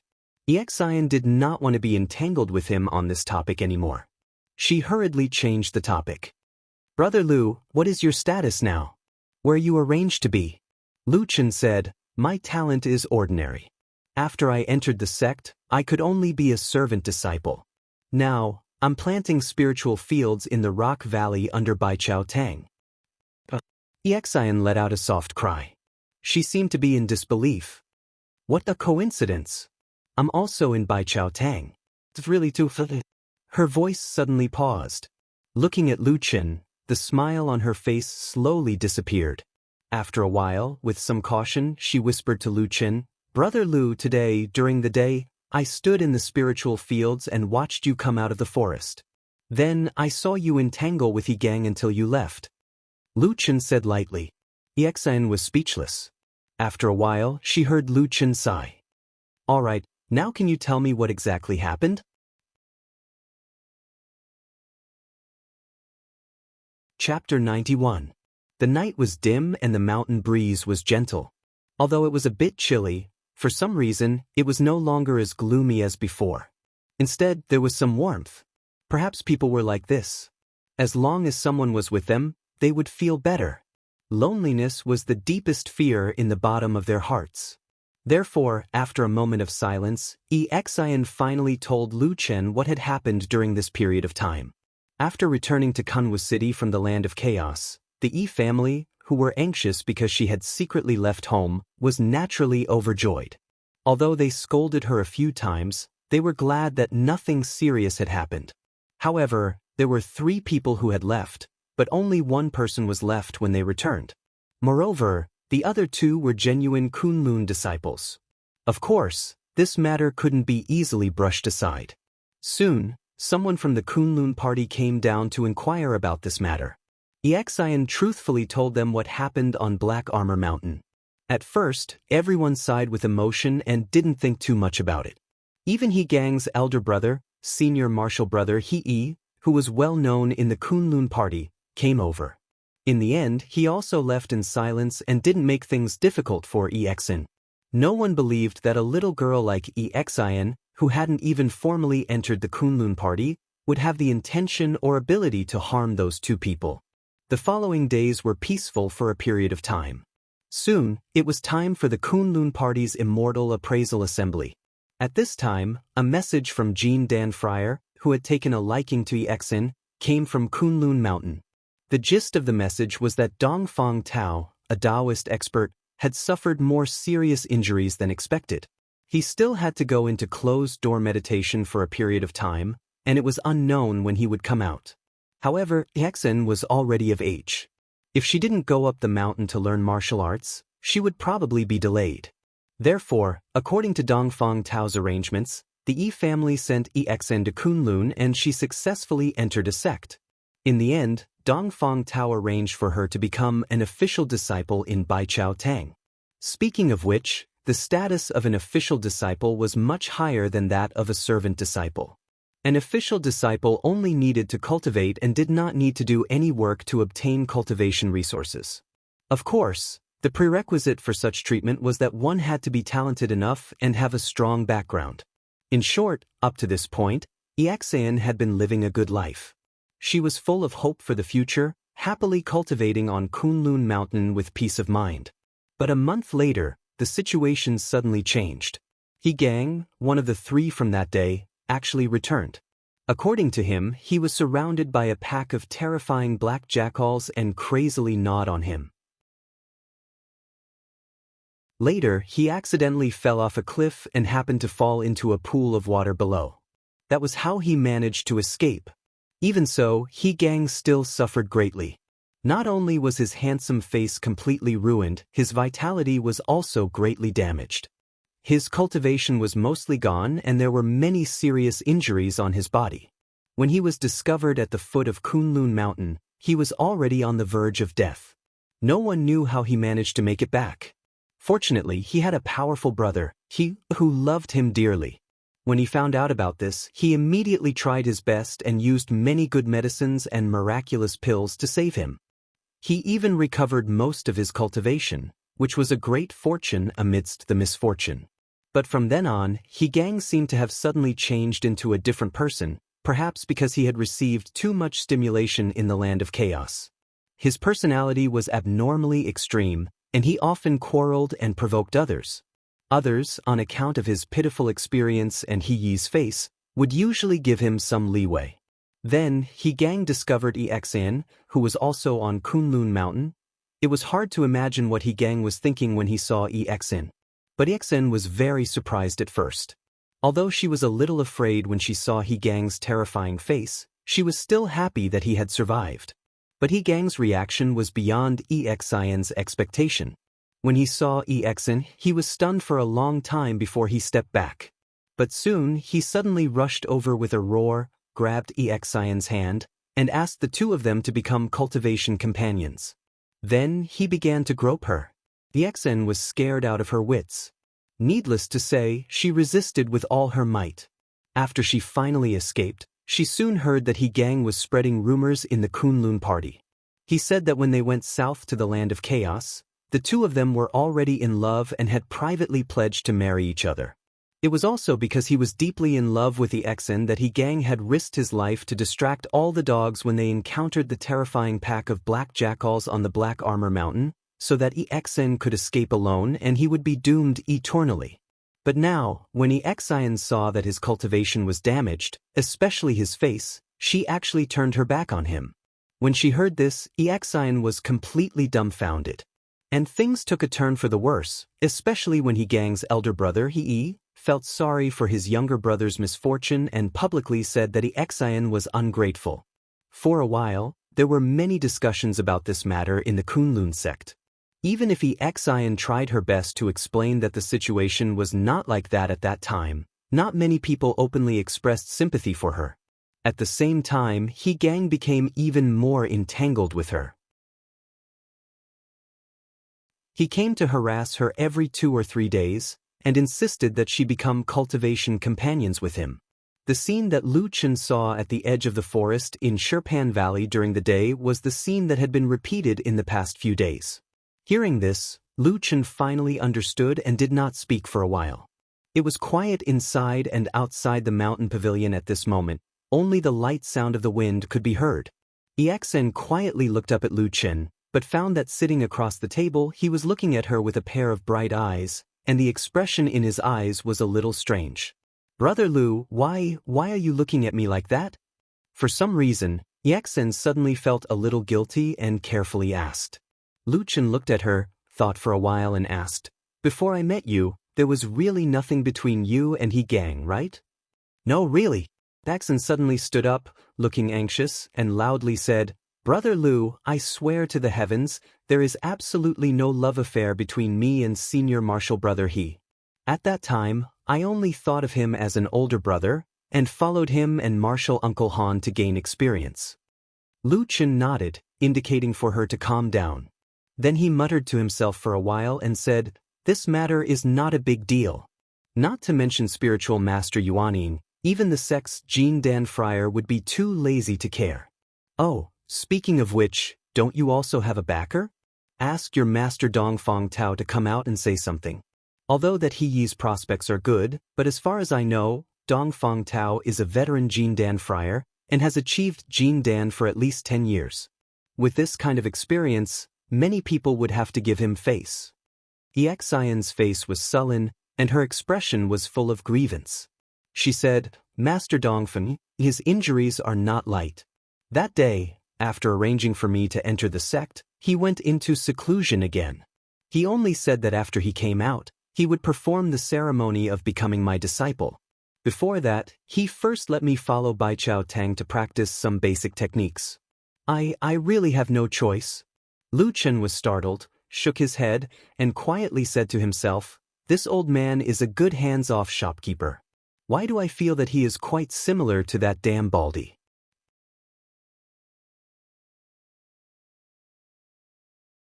Chapter 92.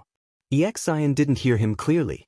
She asked, "Brother Lu, what did you say?" "Nothing." Lu Chen thought for a moment and said, "Did you tell your family? Your clan can be considered an aristocratic family in Kunwa City. After so many years, you must have a good relationship with the Kunlun party. Could you ask your elders to find someone to talk to you?" Exian smiled bitterly and said, "I did. My family also asked someone to speak on my behalf, but..." Her voice became gloomy and she said softly, "Our clan's current situation is just so. Exian didn't say anything else and Lu Chen didn't continue asking. Some principles had been the same since ancient times. Even if the world changed, it was still very difficult to change. Perhaps the clan had produced outstanding talents a long time ago and passed down the clan's foundation, but the world was very realistic. Now that you were weak, your voice naturally wouldn't be loud enough. Even friendships would slowly fade with the passage of time. A powerful Jin Dan friar was enough to establish a clan that could be passed down for generations. He was such a genius that everyone thought highly of. They believed that he would definitely become Jin Dan in the future. Many people even believed that he might have a chance to become the incomparably powerful Master Yuaning. With the existence of such a figure, it was obviously not worth it for those who were not interested in fighting against him for an ordinary family that had nothing to do with him. What's more, from the beginning to the end, he had never stepped forward to make things difficult for Exian. It was just that his brother admired the girl, so he pursued her wholeheartedly. It wasn't a matter of fighting and killing, so how could he intervene? This matter seems quite troublesome. Lu Chen sighed softly and said to Exian. Exian wiped the tears from the corners of her eyes and said, "Brother Lu, since you're so powerful, can you help me?" Lu Chen looked at Exian and saw that she was sitting there looking at him with eyes full of expectation. After a while, Lu Chen suddenly smiled and said, "Why should I help you? What's in it for me?"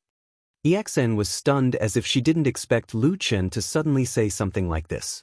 After a while, she stammered, "This, Brother Lu? No, I don't know. I think you're a good person and you treat me very well. I thought you'd help me." Lu Chen laughed involuntarily and said, "Who told you that I'm a good person? You're too simple-minded. No wonder you're being forced." Exian's face was bitter as if she didn't know what to say. In the end, she could only mumble, I just thought that Brother Lu helped me when we were in the disorienting lands, so I think you're a good person." Tisk. Lu Chen was speechless for a moment. He shook his head and thought for a while before saying, "In any case, I'm not the kind of person you think I am. I can't work for free. If you want me to help you solve this matter, you'll have to pay me something." Oh, that's what I should do," Exian said repeatedly. "Brother Lu, what do you want? As long as I have it, I'll give it to you." Looking at her anxious expression, it was obvious that she wanted nothing more than to get rid of He Gang's entanglement. It was obvious that she was about to go crazy. "If that's the case, then repay me with your body," Lu Chen said.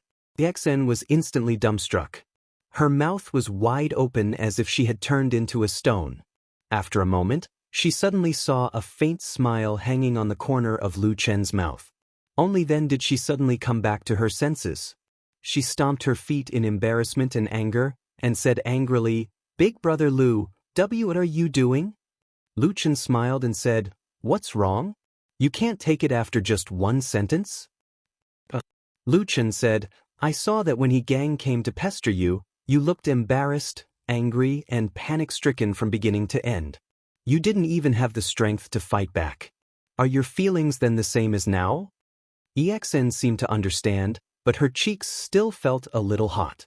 She said in a low voice, more or less. Lu Chen sneered with a bit of undisguised mockery. Exen suddenly felt that her face was even hotter. Then she heard Lu Chen say, "I'll help you with this matter, but I haven't thought about what the reward will be. I'll owe you for now. Just remember to help me with this matter in the future." Hearing Lu Chen's words, Exen suddenly felt that she had seen a ray of light in the darkness. She hurriedly agreed and then looked at Lu Chen with a face full of expectation, as if she had seen an omnipotent god. Her gaze was so hot that even a thick-skinned person like Lu Chen couldn't bear it. He glared at her and then said, "I've thought about this matter from beginning to end. I think your biggest problem now is that you have no way to ask for help. If your Jin Dan stage master comes out, maybe you won't be in such a difficult situation?" Exen said without hesitation, "Of course, Master Dongfang loves me the most. If he comes out, he definitely won't sit idly by." "Well, then it's clear. The most important thing now is to let you endure until your master comes out. There are ways, very simple, 2 ways. Exion's eyes suddenly brightened. Looking at Lu Chen with some admiration, she quickly said, "Brother Lu, quickly teach me." Lu Chen stretched out the first finger and said, "First, you pretend to be courteous to He Gang and pretend to be perfunctory. First, you can calm him down. If necessary, you can even let him take advantage of you. Endure until your master comes out and officially accepts you as a disciple. Then you can turn hostile." Exen was stunned for a moment. She suddenly shook her head and resolutely said, "No." Lu Chen looked at her and asked, "Why?" Exion's face was full of disgust and said, "That person is so disgusting now. Every time he comes to pester me, he talks and does things like he wants to eat me. I can't stand it."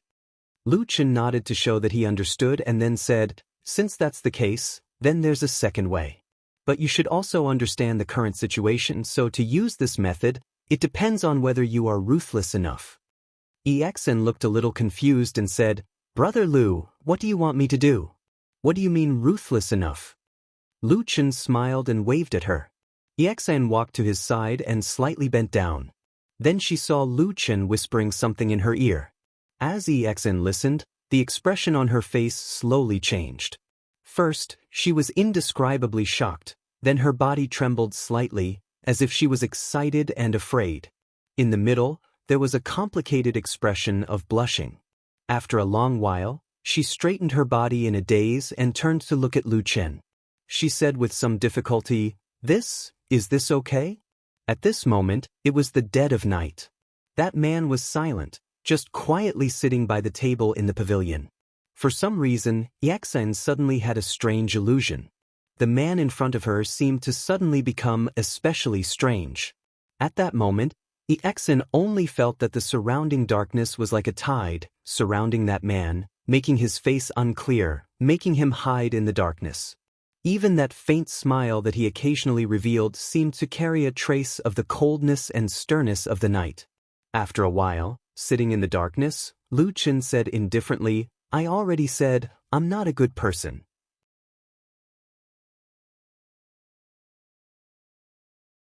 Chapter 93. Time flowed by as the moon set and the clouds rose. Within the enormous Kunlun Mountains, countless people were busy walking their own paths. However, compared to the towering mountains, people were often like extremely tiny ants. They were busy doing their own thing all day long, yet they forgot to raise their heads to look at the boundless sky. Exen walked on the road of Rockpan Mountain, her face calm, without any extra expression. She was an official disciple, so she did not have to work all day long in exchange for a meager pay like the handyman disciples. However, she still needed help with some things like sorting and identifying spiritual materials. Besides, this kind of work also had great benefits. She could identify many useful spiritual materials, familiarize herself with their properties, and lay a solid foundation for her future alchemy or exploration. There were many huge rocks on Rockpan Mountain. One of the branch halls of Baichao Tang was built on the big rocks on the mountain. From afar, one could see the flying eaves and blue tiles. It looked extraordinary. Exien was not the only one on the road. There were many disciples of Baichao Tang who had the same status as her coming and going. Many people noticed EXN, and many people pointed at her and whispered to each other. Rumors were bound to spread at all times. EXN didn't look at her fellow disciples. As she walked, the conversation she had with Lu Chen a few days ago, as well as some of the instructions he had given her after that, couldn't help but echo in her mind. In the vicinity of Rock Mountain, from 100 Herb Hall's branch, are there any female Jindan masters with profound cultivation and bad tempers? This was what Lu Chen had asked her that day. There are many female disciples in Baichao Tang. There are also a few female Jindan friar who are successful in cultivation. The one who came recently is Martial Uncle Yen of Melaleuca japonica. She is strict, and all the disciples are afraid of her. God is on your side. But the great cultivators of Jindan state never bother to know, and they don't care about our trivial matters. Then we'll force her to know, force her to take care of it. Ah? How can I do that? That depends on whether you are ruthless enough. Big Brother Lu, you're saying that again. I always feel scared when I hear it. The warm sunlight shone down on Exian's body, making her feel a trace of warmth. She took a deep breath and forced herself to reveal a trace of a smile before walking towards the hall. The day passed uneventfully. In the afternoon, Exian walked out of the main hall and began to walk down the mountain. When she arrived at the foot of the mountain, she pretended to casually glance at the flat and spacious spiritual fields. She saw many odd-job disciples working hard in the spiritual fields at the foot of the mountain. Unsurprisingly, she found a familiar face among them.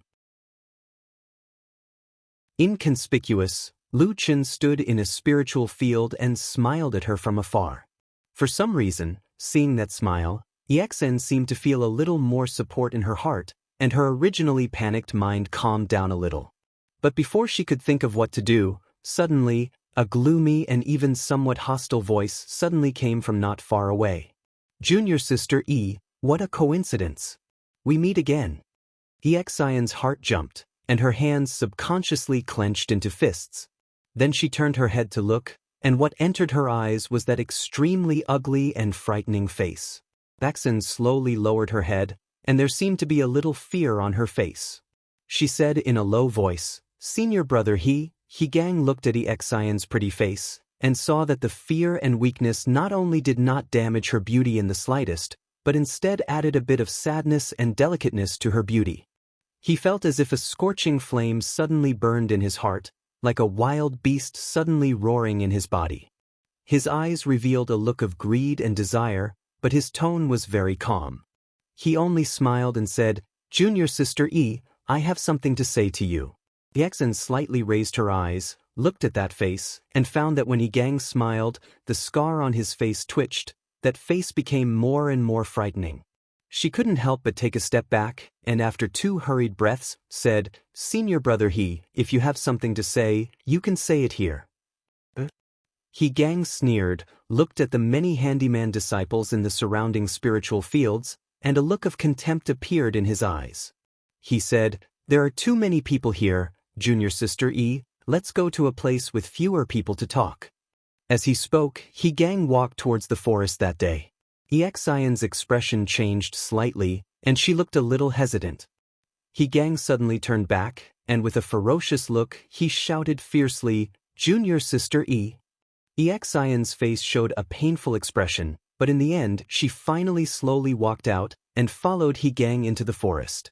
This scene fell into the eyes of many handyman disciples, and even many official disciples of Baichao Tang who passed by and watched from afar also saw it.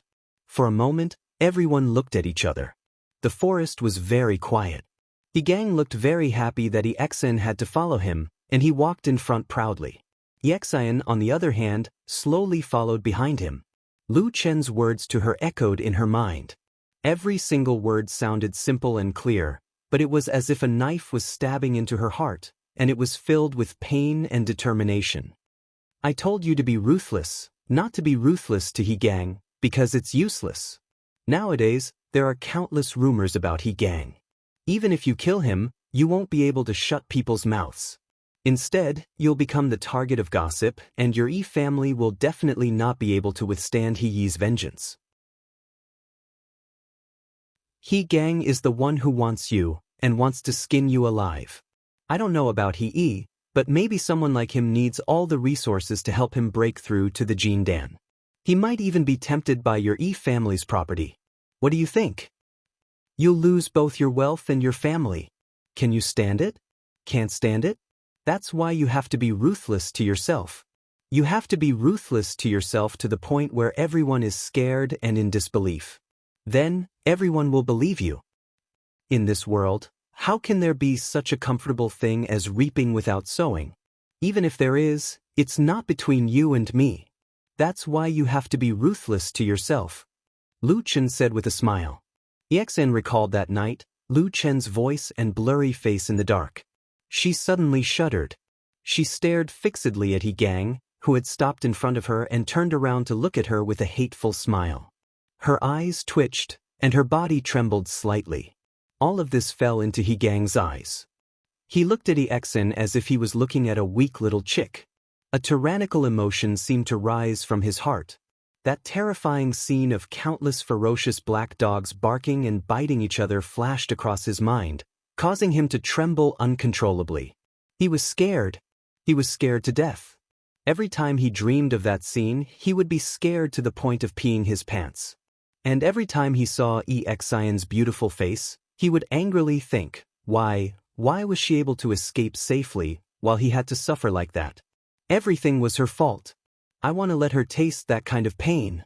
Ruthlessly ravage her, torture her, make her scream in pain. He crazily imagined it, as if this was the only way he could feel uncontrollable pleasure.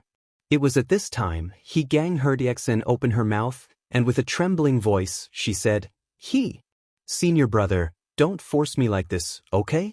That young girl seemed like she was about to cry. There were tears in the corner of her eyes, and as if she had gathered all her courage, she said this to him.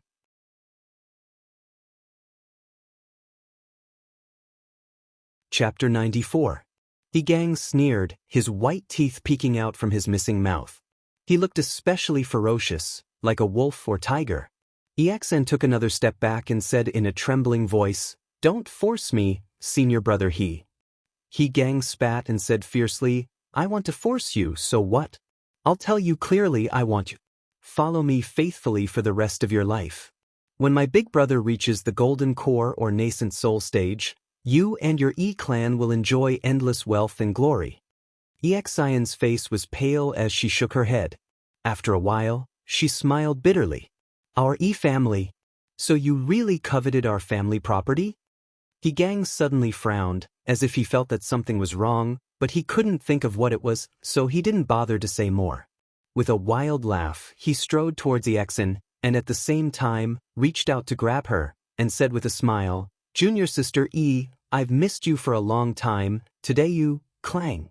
A crisp sound abruptly interrupted He Gang's words. His body stopped, only to EXN pull out a sharp dagger and hold it horizontally in front of her. Her face carried a bit of determination, mixed with a bit of pain and despair, and even a bit of madness that He Gang had never seen before. It was vaguely similar to the look in He Gang's eyes before. He Gang jumped in fright, but he sneered. What are you doing? Trying to scare me with a dagger? Stab me if you dare. Let's see if anyone from your family can survive after you kill me. EXN gritted her teeth and stared blankly in front of her. Her vision blurred, and she could almost hear her own painful and hopeless question from that day. Why, Brother Lu, why? They were the ones who bullied me, but you want me to be cruel to myself? Lu Chen's calm yet cold voice came from the darkness, echoing in her ears. Because you're weak. But there's no justice in this world. Yes, there's no justice, there's no reason. This is how the world works. Either you lie down and admit defeat and allow others to bully you, or you try your best to find some methods within your power, even if those methods seem painful and uncomfortable. You want me to give you justice and righteousness?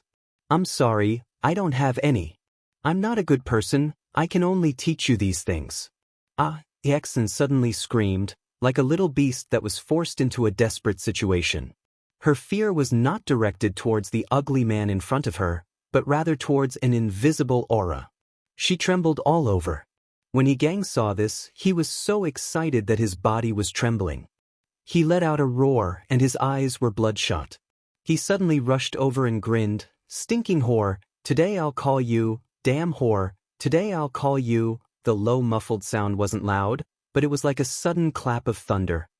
He gang instantly stopped in his tracks and looked at Exen with a stunned and incredulous expression. That girl, that beautiful girl, had a pained expression on her face at this moment.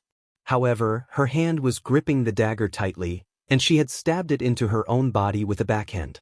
The dagger was incomparably sharp and pierced through her left shoulder. It could be imagined that Exen used all her strength. Dark red blood gushed out like a fountain and dyed half of Exen's clothes red. Exen's pale lips trembled slightly. She slowly pulled the dagger out from her flesh. The pain was like a tide that was about to drown this fragile woman. There were a few times when she felt that she was about to collapse. She was about to be unable to bear it, but for some reason she still stood there, standing in the pool of blood, coldly looking at the dumbfounded gang opposite her. Suddenly she felt a sense of pleasure amidst the pain. That ugly man was not as strong as she thought. Then she slowly lowered her head. Looking at the bloody wound, she shook her head. That ghostly cold voice seemed to be emotionless. Vaguely, it was saying terrible words to her. Since you have decided to be ruthless, then be more ruthless. Since you have decided to do it, then you must do it to the extreme. Isn't that right? Isn't that right? She smiled bitterly. Within the bloody light, there was a terrifying decisiveness that shouldn't have been present at her age. She suddenly screamed, and then held the blade upside down. She suddenly flipped it over and directly cut off her own flower-like, jade-like face. Gang was scared silly. At this time he was really scared out of his wits. He stood there, dumbfounded at this bloody scene. He was completely at a loss and his mind was blank. The feeling of the cold blade cutting through flesh made one's body feel like it was going to fall apart. Exen's body trembled non-stop. She gasped for breath, as if this was the only way she could persevere. But in her weak body, there seemed to be an unimaginable terrifying power that kept her going until now. Fresh blood dyed her body red. It was a ghastly sight to behold. However, she was like a phoenix rising from nirvana in the pool of blood. She looked down at the ugly man from above and saw the fear in his eyes. Thus, there was a bit of contempt in her eyes. She thought to herself, so what Brother Lu said was true. She laughed maniacally, shook her head, and did not look at gang again. She suddenly raised the dagger and slashed her clothes, directly cutting several wounds on her body. In an instant, blood spurted out. Then, she threw the dagger away and used her hands to tear open her clothes, revealing a piece of originally snow-white soft skin that was now dyed red with blood.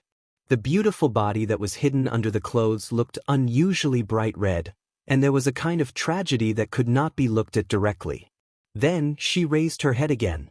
This forest was as quiet as the bridge of helplessness in the underworld. It was like the terrifying sea of blood in the hell of evil spirits. She didn't know why, but there was suddenly a relieved smile on her face. She just smiled like that. Then, she suddenly let out an incomparably sharp scream. She staggered out of the forest. Along the way, blood flowed all over the ground, dyeing the entire road red. Gang still hadn't come back to his senses. He stood there in a daze. His eyes fell on the dark red pool of blood on the ground. It seemed that he still hadn't broken free from the tragic scene that had just occurred. After a while, outside the forest, there was a sudden commotion. Some people cried out, some people shouted angrily. There was also a woman's voice that was already crying. Someone, quickly come and save junior sister E. Medicine. Who has medicine to stop the bleeding? Why is she bleeding so much? No. Quickly go to the mountain and ask Marshal Antien to come down. Only she can save junior sister E. In the midst of the chaos, the commotion became bigger and bigger. It seemed to gradually converge into a raging tide, crazily surging in all directions. In the spirit field behind the crowd, a man stood far away and watched this terrifying scene from beginning to end. When the crowd gathered, he expressionlessly raised his head and looked at the sky. The sky was blue and cloudless. Today was a sunny day.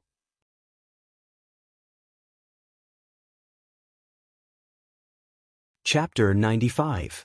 The incident that took place at the foot of Rock Mountain that day was witnessed by many Bai Chao Tang disciples and even more Chor's disciples. When the blood-soaked woman staggered out of the forest, the horrifying scene instantly shocked everyone.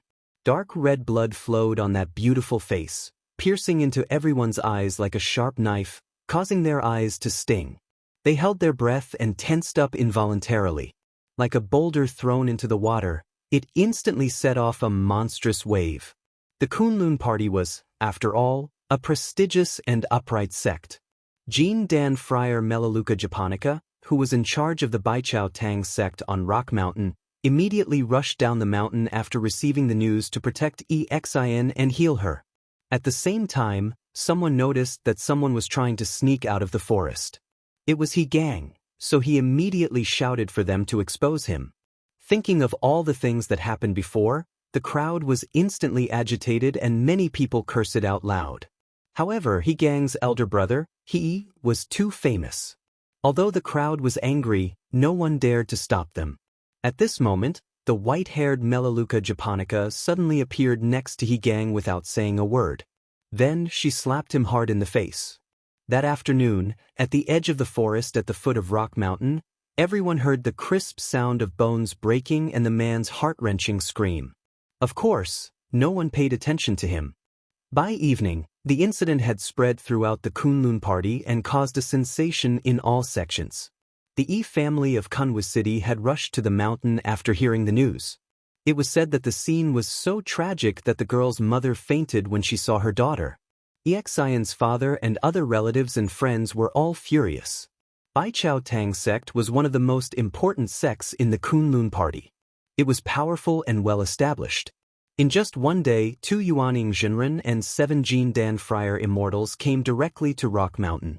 At night, the huge mountain was still brightly lit. Countless people came in and out. The sky was full of colorful lights and colorful rainbows flew across the sky, making the moon and stars dim. It was the immortal masters and Jinren who came on clouds and wind, like the eve of a storm. He Gang wanted to escape, but Melaleuca Japonica broke his bones on the spot and caught him. He was thrown at the foot of Rock Mountain, howling and screaming. No one came near and no one dared to save him. When night fell, someone from the Rock Mountain passed down the order. He Gang was tied up and hung on a big tree in front of the mountain, facing the boundless spirit fields and countless onlookers of the Oddjob disciples.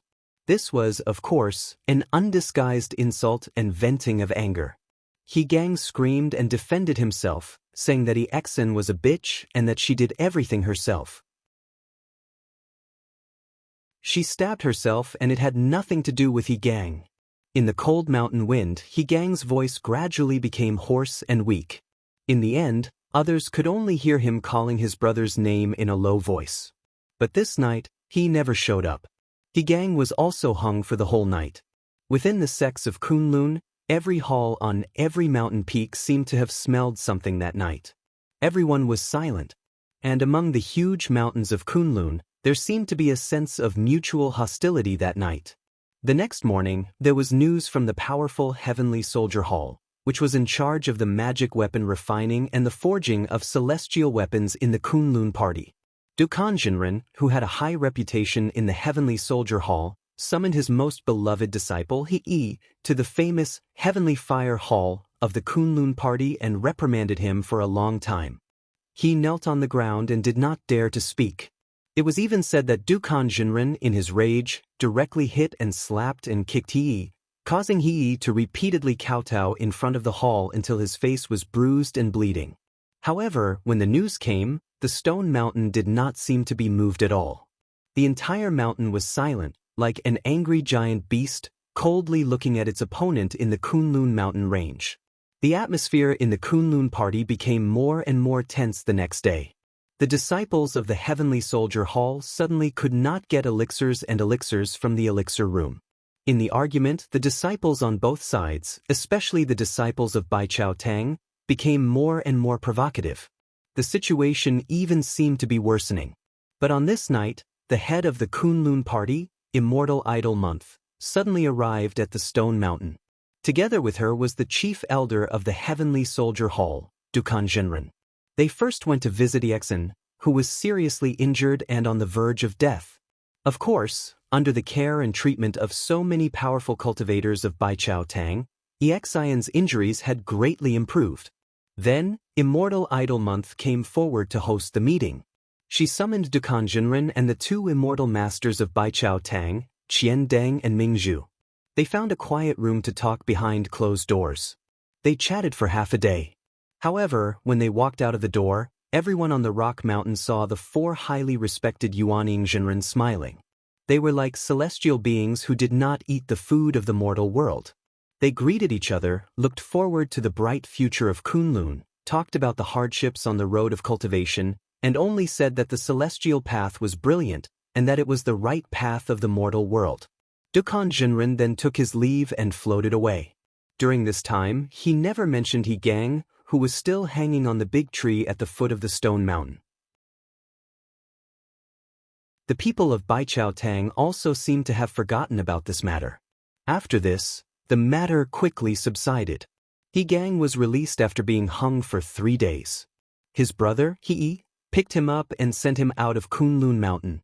He found a house in Kunwa City to stay and recuperate. It seemed that he wouldn't return to the mountain for a while. After finishing this matter, he immediately announced to everyone that he would follow his master's order and immediately go into closed-door training to comprehend and break through the incomparably difficult Jin Dan realm. Everything was like a breeze blowing. After the turbulence, it finally gradually calmed down. The majestic Kunlun was still the same as before. Everything was as usual. Late at night, the stone mountain was no longer as lively and tense as it was a few days ago. After the lights dimmed, there was only silence. It was unknown how many people had entered the land of dreams at this moment. The darkness of the night seemed to be everywhere. A shadow that blended with the darkness quietly moved forward in the darkness. It silently passed through the houses, bypassed the guards, and finally stopped outside a house in the depths of the mountain. The window was gently closed.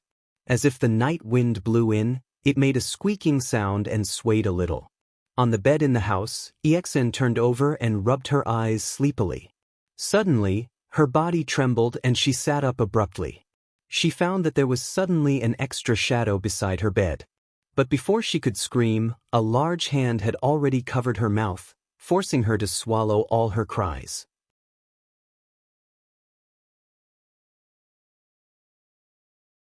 Chapter 96. Woo. Woo. Yexin let out a muffled cry and struggled desperately, but the black figure suddenly leaned over and whispered something in her ear. Yexin's body suddenly stiffened, and then she stopped struggling. She calmed down, only her eyes in the darkness still revealed a trace of horror. The hand covering her mouth slowly withdrew, and the black figure still sat on the edge of her bed. A pair of bright eyes appeared in the darkness, and then his appearance was gradually seen clearly. It was Lu Chen. "Brother Lu." Yexin softly called out, and after the shock in her eyes, there was finally some joy. She did not know why, but she suddenly felt sour in her eyes, and after a moment, 2 lines of tears silently flowed down from her pale face. The tears streaked across her white and tender skin, and the bandaged wound on one side of her face was still not removed, making her look particularly miserable. Lu Chen quietly looked at the girl sitting in the darkness crying silently, sighed, and then reached out to wipe away the tears on her face and said, "Don't cry, you did well." Yexin stared at him in a daze, her lips slightly trembling, and the scenes of these days flashed through her mind. Suddenly, she realized that so many people from the same sect, so many relatives, and even her parents, seemed to be separated from them by a layer.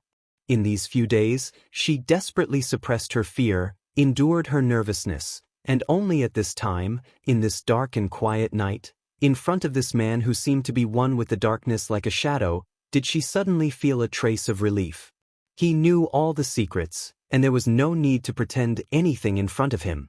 Yexin just looked at him like this, and unknowingly, tears flowed down her face again, and even her voice trembled and choked. "Lu, brother Lu, I'm so scared, Lu Chen raised his hand as if he wanted to comfort Yexin, but when he just raised his hand, he suddenly felt a warm body jumping into his arms, tightly hugging his arm, desperately suppressing her trembling voice and crying, "I'm so scared, Brother Lu, at that time I was so scared, I was in so much pain.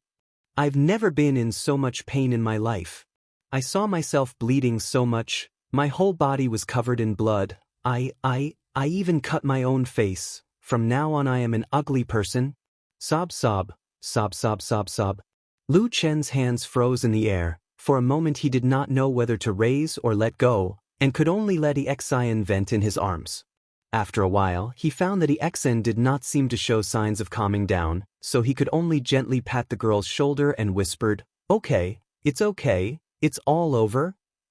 Perhaps his comfort had some effect. Xian's crying slowly quieted down. After a while, she slowly left Lu Chen's body, lowered her head and sat on the bed again, but kept using her hand to wipe the tears on her face.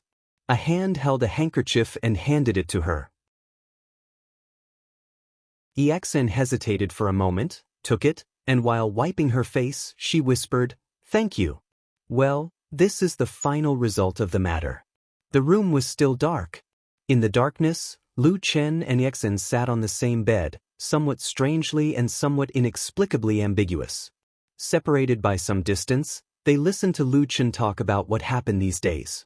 Finally, as if coming to a conclusion, Lu Chen said, "If nothing unexpected happens, he will be grounded for a very long time in closed-door meditation, and Yi Gang is currently recuperating in Kunwa City, but it will be very difficult for him to return to the Kunlun party. Perhaps he will be expelled from the sect." Xian's breathing seemed to quicken in the darkness for a while, and then with a hint of disbelief, she said, "Really? Really?" Xian was silent for a moment, and then she let out a long breath, as if a big stone that had been pressing on her heart for a long time had finally been moved. After a while, she sighed softly, "Our Kunlun party still has its justice.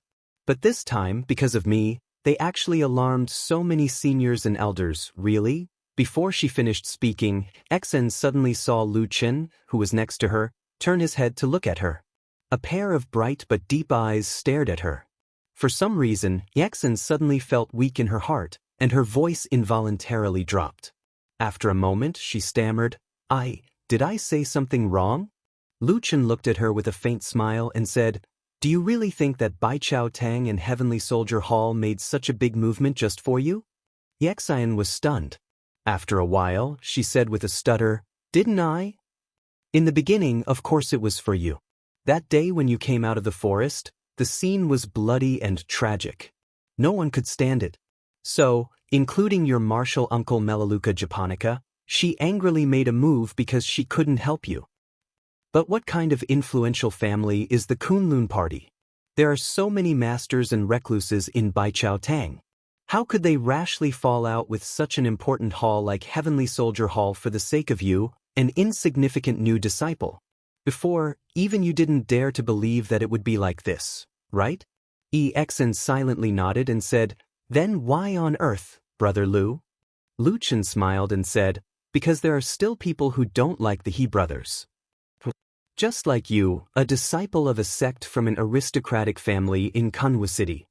Xian was startled and said with some doubt, "That can't be. Although my family is also one of the aristocratic families in Kunwa City, to be honest, our family has been very ordinary these years. We haven't produced any particularly outstanding talents, and the other aristocratic families rarely pay attention to us." Lu Chen said indifferently, "It has nothing to do with this. It's just that all the people from aristocratic families have different circumstances since childhood, so they naturally more or less have a sense of superiority. When some people see you, won't they think of something else? What if the person that He Gang likes is a girl from another aristocratic family? Aristocratic families have confidence, strength, and influence, so they naturally aren't afraid. But what about those small and medium-sized aristocratic families? Do they deserve to be bullied by this rising young man? Taking a step back, even if they are aristocratic families now, what if they become like the Yi family in a few decades or hundreds of years? At that time, what will their daughters do when they meet this kind of person? He sat quietly in the darkness and looked at the injured girl. He was calm and even faintly cold as he said, "So the key to this matter lies in the place where it happened. If you were bullied by He gang in the land of chaos, or even worse than today, the Kunlun party's reaction wouldn't be as big. But this time, it happened in the Kunlun party and under the eyes of all the Kunlun disciples. This is a slap in the face of the several hundred aristocratic families in Kanwa City. It would be strange if they didn't kill the He brothers." EXN stared blankly at Lu Chen, who was sitting in the shadows. Looking at his deep eyes that were faintly discernible in the darkness, she suddenly said softly, "Brother Lu, when you first helped me think of the idea, did you already think of everything that would happen later?"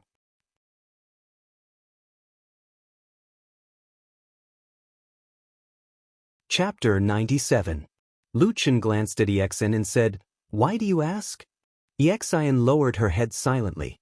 After a long while, she whispered, "Nothing. I just feel that, Brother Lu, you are thinking so far ahead. You are so powerful. Do you regret letting me help you?" EXN's body trembled slightly. She quickly shook her head and said, No. I didn't mean that. You helped me for my own good. I know that. I am grateful to you from the bottom of my heart. I am especially... Do you remember that you promised to do something for me?" Lu Chen suddenly interrupted her. EXN was stunned for a moment and said, "Yes." Lu Chen said lightly, "That's good. After this matter, no matter what, 100 Herb Hall will value you even more. Plus, you're someone that Dongfang Tao has taken a liking to and your talent isn't bad, so your position in 100 Herb Hall in the future will be much better than it is now. This is good for both of us." EXN was speechless. She didn't know what to say for a moment. Lu Chen stood up and said, "It's late. You should rest early. I'm leaving." EXN thought of something and said, "Brother Lu, I remember that there are guards outside. How did you get in?" Lu Chen stood in the darkness and smiled slightly. He didn't answer her question. He stepped back and quickly merged into the darkness. EXN widened her eyes and looked towards the darkness, only to see a few faint ripples suddenly appearing on the quiet surface of the water in the deep darkness. When she looked again carefully, there was no sign of anyone. Silently shuttling through the darkness, like the shadow of the moon, he came down from the top of the rock mountain without anyone noticing. Lu Chen looked up at the night sky and saw that it was already late at night. It was already past midnight. It was already the curfew time in the Kunlun party. Speaking of this curfew, it was a special rule in the Kunlun party. Other cultivation sects rarely had such restrictions. After all, the cultivators who practiced immortality and refinement were all strong and energetic. It was not a big deal even if they didn't sleep for a day and night. But in the Kunlun party, this rule of forbidding the disciples to go out after midnight had been around for a long time. It was said that it could even be traced back to the early days of the Kunlun party, which had a history of thousands of years. In short, the Kunlun sect was a famous sect with a lot of rules. Coupled with the name of restraining its disciples to concentrate on cultivation, it was actually not particularly strange. Just like that, they persisted year after year. But of course, the so-called curfew could not be completely empty. Such a large mountain, such a large territory, if there were no guards patrolling, wouldn't it have been looted by countless thieves? Therefore, in the darkness of the night, although the nearby mountain path was quiet, there would occasionally be a group of patrolling guards passing by. Lu Chen walked quietly on the mountain road. When there were guards, he would often hide in advance. The guards, who were usually at least in the Foundation realm, seemed to have never noticed a low-level handyman disciple like him wandering outside late at night. Rock Mountain was where the official disciples of the Baichao Tang lived. The handyman disciples lived some distance away. Lu Chen walked and soon passed a fork in the road. A stone staircase extended up from the side of the mountain road. Lu Chen paused and remembered that this was the pavilion where he and EXN met late at night a few days ago.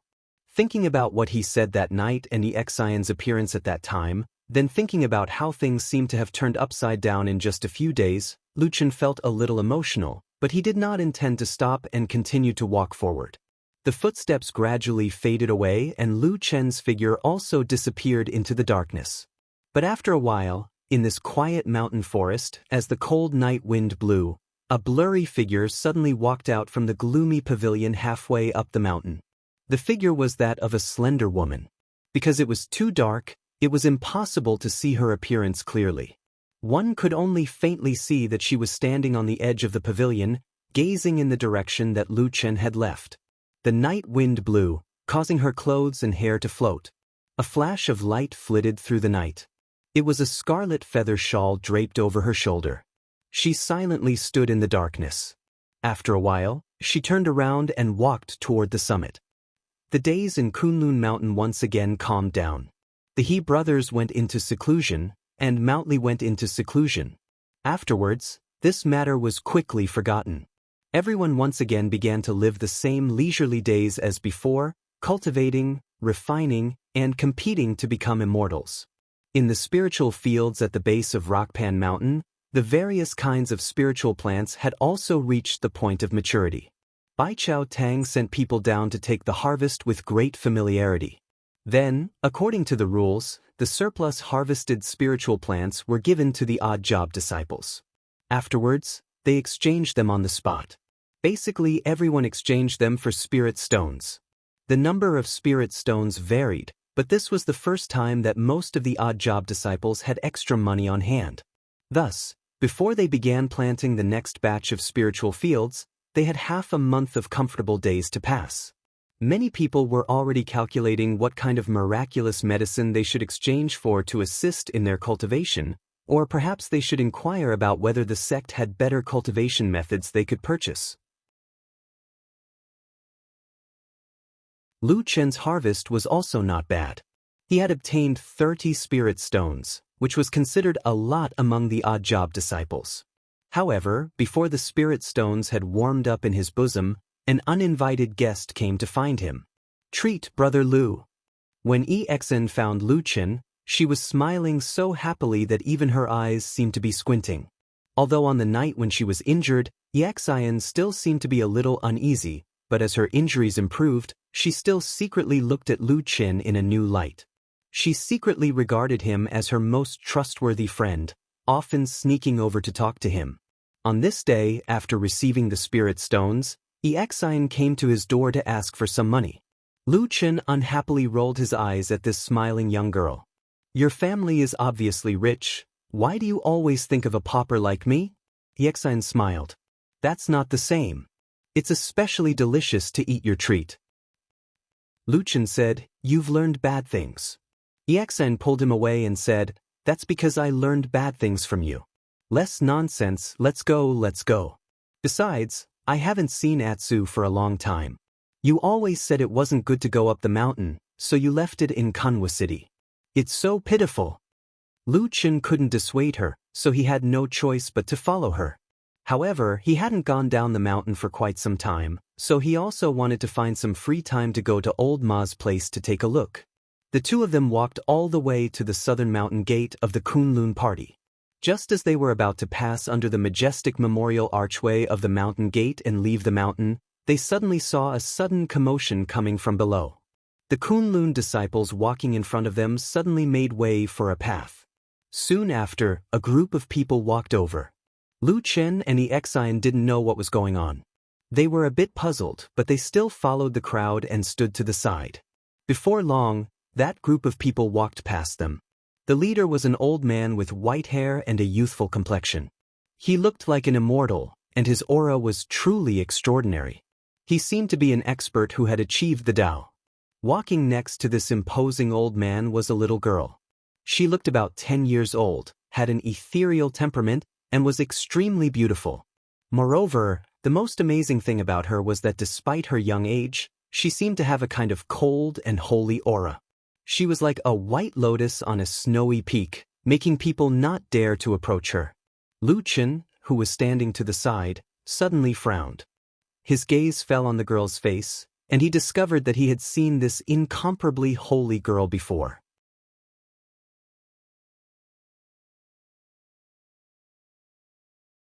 Chapter 98. Perhaps she sensed something. The girl, who had been expressionless and cold all along the way, suddenly glanced at the side of the road when she walked past Lu Chen. Lu Chen happened to be looking at her as well. Their gazes met in midair. After a brief collision, they parted as if nothing had happened. The young lady with a peerlessly beautiful appearance, aloof and outstanding temperament went all the way up the mountain. It was only then that the numerous Kunlun disciples at the mountain gate heaved a sigh of relief. They whispered to each other, but it seemed that no one knew the young lady's identity. However, many people recognized the old man who walked at the front. He was the powerful Jin Dan Friar Zhuoxian of their sect. His identity and status weren't simple. He was the junior brother of the current sect master of Kunlun, Reverend Idle Month. At the same time, he was also the second disciple of Hakushin Jinkuan, who cultivated in closed-door cultivation on the Winter Peak, one of the 4 wondrous peaks in the sky and clouds. The little girl, who was personally brought up the mountain by a person with strength and background that couldn't be underestimated, naturally attracted a lot of people's attention. Soon, some people guessed that she might be the new disciple that Master Zhuoxian had just accepted. That was the good fortune that the little girl had accumulated over several lifetimes. When Lu Chen walked out of the mountain gate, he looked back and saw that the group of people had already disappeared into the distance. His eyes flashed, but in the end he gently shook his head and smiled. There was a strange expression on his face. "Brother Lu, what are you smiling about?" Yexin asked when she saw his expression. "Nothing." Lu Chen answered perfunctorily and said with a smile, "Let's go. We'll go to Kunwa City and see if that stupid dog has starved to death." Yexian agreed with a smile. Soon after, she suddenly glared at Lu Chen and said with a somewhat suspicious attitude, "Brother Lu, could it be that you entrusted the wrong person to make Atsu starve? Even if I starve to death, I won't be able to reach it." In the deserted Black Hill Pavilion, the fatty old ma angrily complained to Lu Chen, "I say, Lu Chen, where did you find such a vicious dog? He's too hateful." "Atsu is not a vicious dog." Exian's voice came from the side. At this moment, she was squatting on the ground with a smile on her face. She threw a few words here and then turned away. The shiny black dog Atsu was jumping around her happily, wagging its tail and rubbing its head against Exian's body. From time to time, it happily stuck out its tongue to lick Exian's face and hands, making Exin giggle nonstop. "What's wrong? You look a little haggard," Lu Chen said to Old Ma with a smile. "Nonsense, you have such a dog at home, how can it make people happy?" Old Ma said angrily. "What's wrong with Atsu?" "I remember that this dog is very stupid, but it seems to be quite honest." Old Ma snorted and said, "I've never seen such a greedy dog. It seems to think about eating all day long. Other dogs need to eat for 3 days, but it can finish in 1 day. And no matter if it's raw or cooked, no matter where I hide, this dog always seems to be able to dig 3 feet into the ground and find me. In the end, I became so angry that I stopped buying food, and it actually began to steal the spirit herbs on my counter." Lu Chen was also a little surprised when he heard this. He said, "How can this be? I didn't notice it before." As he said this, he waved to Atsu and called out, "Atsu, come here." The black dog immediately jumped over happily. Its movements were vigorous, although its hind legs were still limping. Lu Chen squatted down and touched Atsu's head. He looked at it again and found that Atsu seemed to have grown a lot this time, and its fur was bright and smooth. It seemed that it really ate well. He looked up at Old Ma and smiled. Then, Old Ma glared at him. "You took good care of it," Lu Chen said to Old Ma seriously. "I think you are very suitable to raise a dog. Raise your head." Old Ma waved his hand and said, "Take it away quickly, or I will kill it sooner or later." Lu Chen smiled and wanted to say something, but Exian next to him came over and said with a smile, "Brother Lu, let's take Atsu back to the mountain." "Ah, that's good." Before Lu Chen could speak, Old Ma had already come over and agreed with a smile, not giving Lu Chen a chance to refuse. Lu Chen pushed the fat man away and said to Exin, "I am still a handyman disciple. It is not convenient for me to take it up the mountain." Exin waved her hand and said with a smile, "It's okay. I can take Atsu up the mountain. I can raise it." Lu Chen shook his head and said with a smile, "You really do like this stupid dog a lot, huh?" Yexen showed a loving expression on her face. She touched Atsu's head and said with a smile, "We have gone through hardships together, right Atsu?" Atsu barked, "Woof, woof, woof." While Exine was playing with Atsu in the small courtyard, Lu Chen and Old Ma walked to the side of the veranda and whispered to each other while watching. "You know what happened to the He brothers?" Old Ma responded, then glanced at Exine who was playing with Atsu, especially at the light scar on her cheek, and then said lightly, "I didn't know this little girl was so cruel." Lu Chen said, "There's nothing a person won't do when they're cornered." Old Ma turned to look at him and said, "Did others force her, or did you force her?" Lu Chen said, "If I force her, do you think she will still follow me?" "That's true." Old Ma admitted this point, then said, "Now that He Gang has been expelled from the sect, he didn't speak up for his only brother." Lu Chen said, "He has too many troubles." Many influential families in Kunwa City have a lot of hidden forces in the Kunlun party. Now everyone hates him. If he's smart, he'll hide from this storm and come out after at least a year of closed-door meditation. Old Ma smiled and nodded. Just as he was about to say something, he suddenly heard Lu Chen say, "By the way, He Gang should still be hiding in Kunwa City, but he's hidden under the arrangement of his big brother. Go find that guy's whereabouts and residence, then tell me." Old Ma was startled and said, "Do you have a grudge against He Gang?" Old Ma hesitated for a moment, then glanced at Exen on the other side and said softly, "Little Lu, don't tell me, you want to help her vent her anger?" Lu Chen's face was expressionless as he said, "No. I just feel that as long as this person doesn't die, he might be an idle person. Knowing a little bit of his whereabouts and movements might be useful in the future." Old Ma thought for a moment and said, "Okay, I'll handle this matter, but it may take some time to find him." "No hurry, take your time." Old Ma suddenly smiled and looked at Lu Chen, saying, "What value does that trash He Gang have? Are you aiming at he?" Lu Chen sighed and said, "That damn Baldy is used to being a hands-off shopkeeper. He just told me to look for him, then ran to the immortal city thousands of miles away. In this huge Kunlun party with countless disciples, it's really like looking for a needle in a haystack. But finally I thought of something." Old Ma's eyes lit up and he said, "What is it?" Lu Chen smiled faintly and said, "That devil cult spy wants to do such a big thing, so he must be planning something big. He must also be an extremely outstanding talent. Of course, such a person is also outstanding in the Kunlun sect. Therefore, the direction that I'm looking for may be those elite figures. He should also be considered a powerful figure."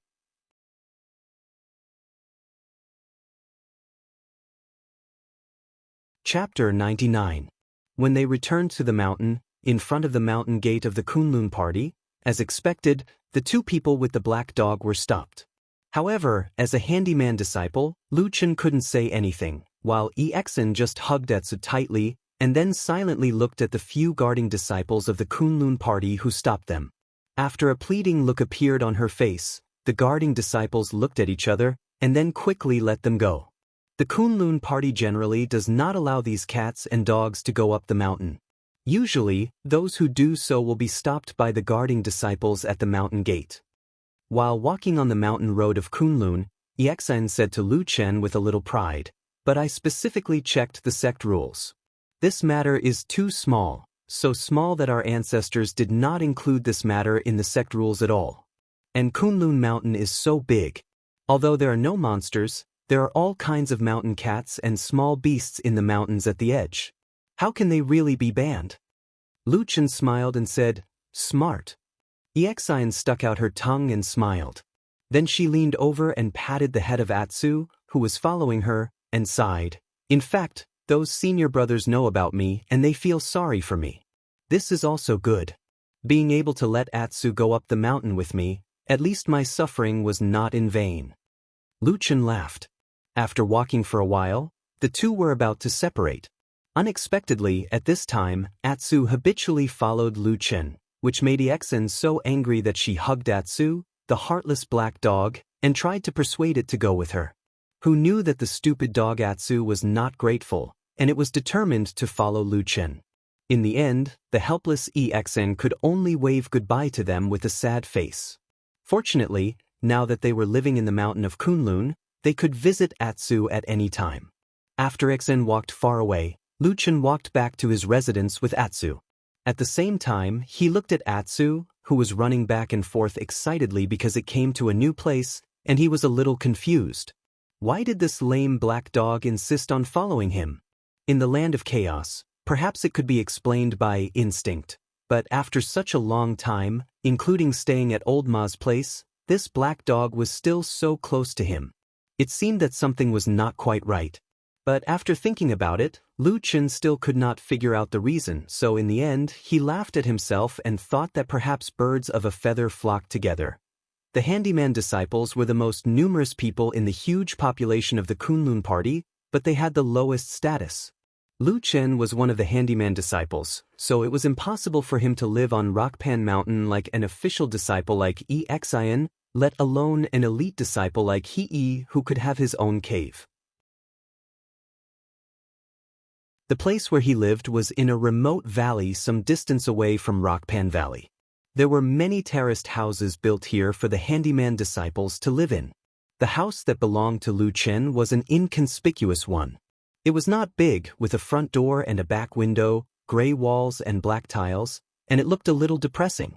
After unlocking the door and pushing it open, Lu Chen habitually paused at the door for a moment, while Atsu, who was at his feet, curiously poked its head out from behind him and looked into the door. After a while, Lu Chen walked in and saw a simple table, chair, and a bed in the room. Other than that, there was almost no other furniture. Woof woof. Atsu barked twice, then jumped onto the bed. He lay there and grinned at Lu Chen, as if he couldn't stop smiling. Stupid dog. Lu Chen looked at Atsu with a look of disgust.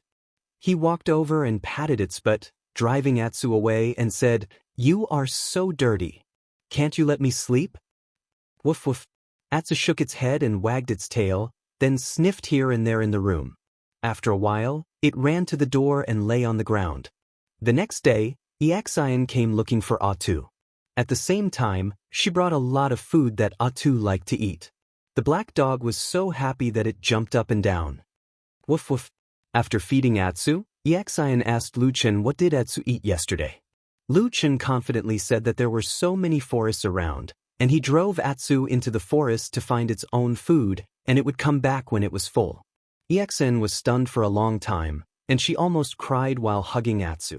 She hated that Atsu had no conscience. It only wagged its tail and was affectionate with Exian, but once Exian wanted to take it away, Atsu would resist.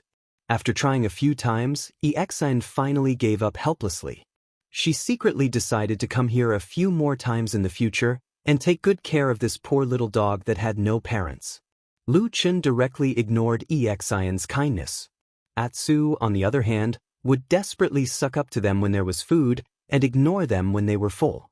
They had no moral integrity to speak of. Days passed by, and in the blink of an eye, it was time for the second batch of spirit herbs to be planted.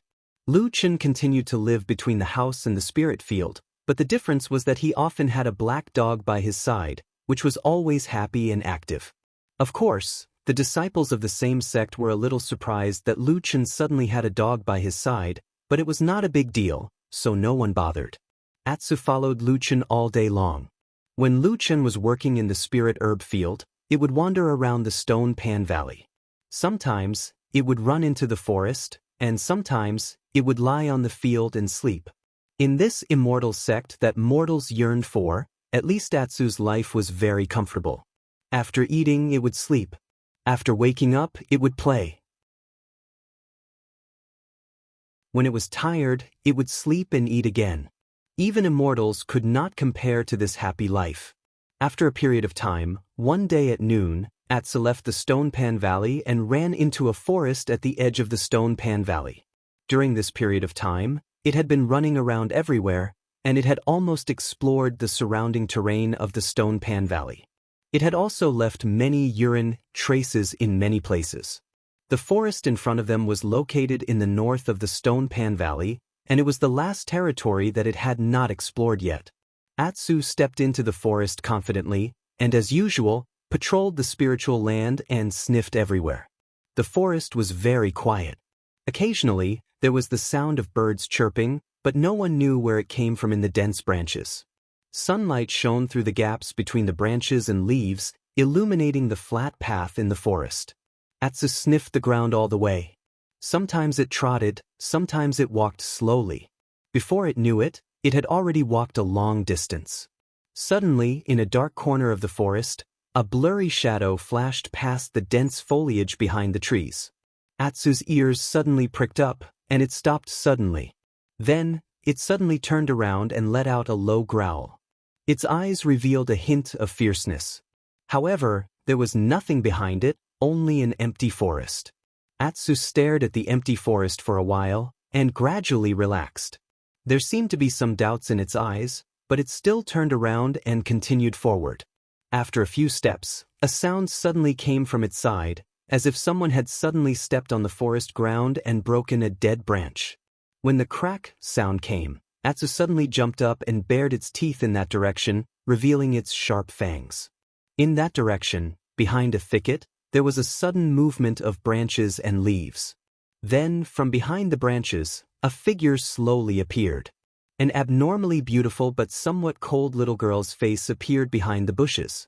She looked at the black dog not far away with a strange look in her eyes.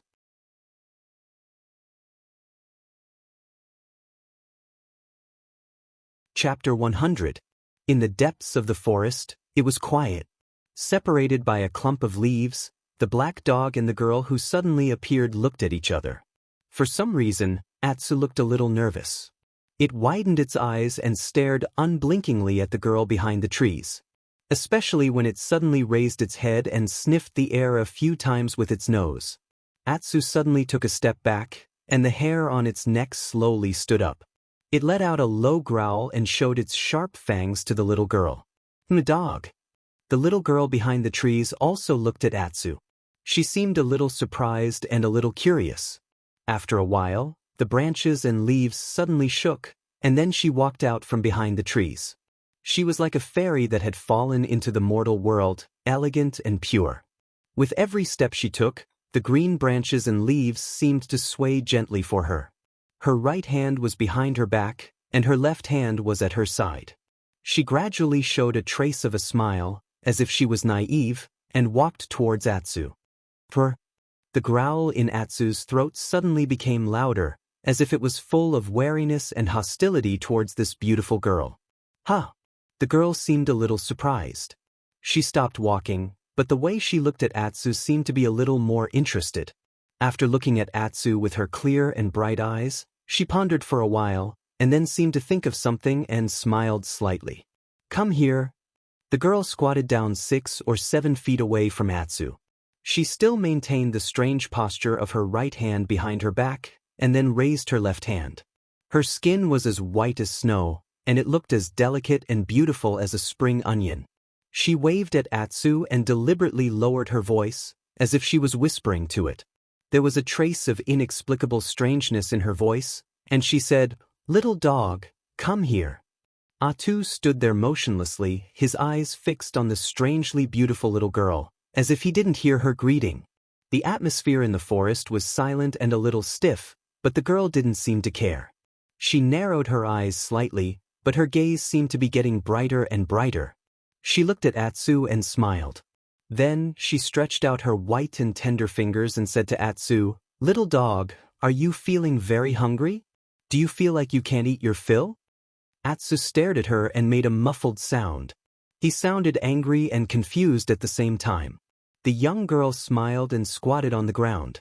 Her voice seemed to gradually carry an indescribable allure. It was almost hard to imagine that this ghostly voice actually came from the mouth of a little girl who was only about 10 years old. "I can help you. Come here, I'll give you something to eat. A type of food that you truly desire but have never seen before," she smiled, looking as holy and beautiful as a fairy, but her pair of eyes seemed to be flashing a terrible and crazy flame from hell. Atsu hesitated, as if he couldn't make up his mind. But after a while, he seemed to be unable to resist the mysterious temptation. Finally, he took a step forward and slowly walked up to the little girl. It no longer bared its teeth, and the hair on its neck also calmed down. Occasionally, its tail would shake, but most of the time, Atsu still looked at the little girl with doubt and a little caution. A satisfied smile slowly appeared on the girl's face. She stretched out her hand and gently touched Atsu's forehead. Atsu made a subtle movement and then heard the girl's voice become deep and ethereal. She slowly took out her right hand from behind her back. "I know what you desire most in your heart is actually this thing," she whispered to Atsu. Light shone through the gaps between the dense branches and leaves. Suddenly, there was a sudden silence in the depths of the forest. The wind stopped, and the trees were quiet. It was as if the whole world had stopped. A smear of dark red suddenly appeared, smearing this part of the world with a shocking trace of blood. Right in front of Atsu's eyes was her right hand that had just appeared. Fresh blood dripped down, flowing crazily and wantonly, rolling along that delicate skin. It was a bloody hand dripping with blood that would make anyone tremble in fear. The strong smell of blood instantly surged through the depths of the forest like a tide. "Brother Lu!" A clear call came from the ridge of the field. Lu Chen looked up and saw EXN standing there and waving at him with a smile. Lu Chen threw away the tools in his hand, clapped his hands to shake off the soil, and then walked over. He sat down on the edge of the field and said with a smile, "Why are you here?" EXN smiled and said, "I have nothing to do today, so I came over to have a look." Lu Chen curled his lips and sighed. "There's such a big gap between people. I, an errand disciple, work myself half to death at the foot of the mountain all day and still don't earn much. You, on the other hand, earn a lot of money every few days. It's just that the divine disc in your stomach has a few more pillars than mine." EXIN was originally squatting beside him. Hearing this, her cheeks turned red. She hit Lu Chen and said, "You're talking nonsense again." Lu Chen laughed. EXIN looked around and asked, "Hey, where's Atsu? Doesn't it usually follow you here?" Lu Chen also looked around. Although he didn't see Atsu, he calmly said to EXIN, "That stupid dog can't stay still. It likes to run around, and it likes to hide in the forest. It probably ran into some forest again." "I see." EXN looked a little disappointed, but soon a trace of worry appeared on her face. She said to Lu Chen, "Brother Lu, Atsu just came here not long ago. This place is big, and there are forests and ravines everywhere. Will Atsu get lost?" Lu Chen waved his hand indifferently and said, "It's okay, you don't have to worry." EXIN looked at Lu Chen helplessly. She didn't know why this brother Lu was so confident. Anyway, if it was her, she wouldn't be able to do it. But now that they couldn't find Atsu, she had no choice but to suppress the trace of worry in her heart and said to Lu Chen, "Brother Lu, have you thought about what you want me to do?" Lu Chen looked at the mountains in the distance.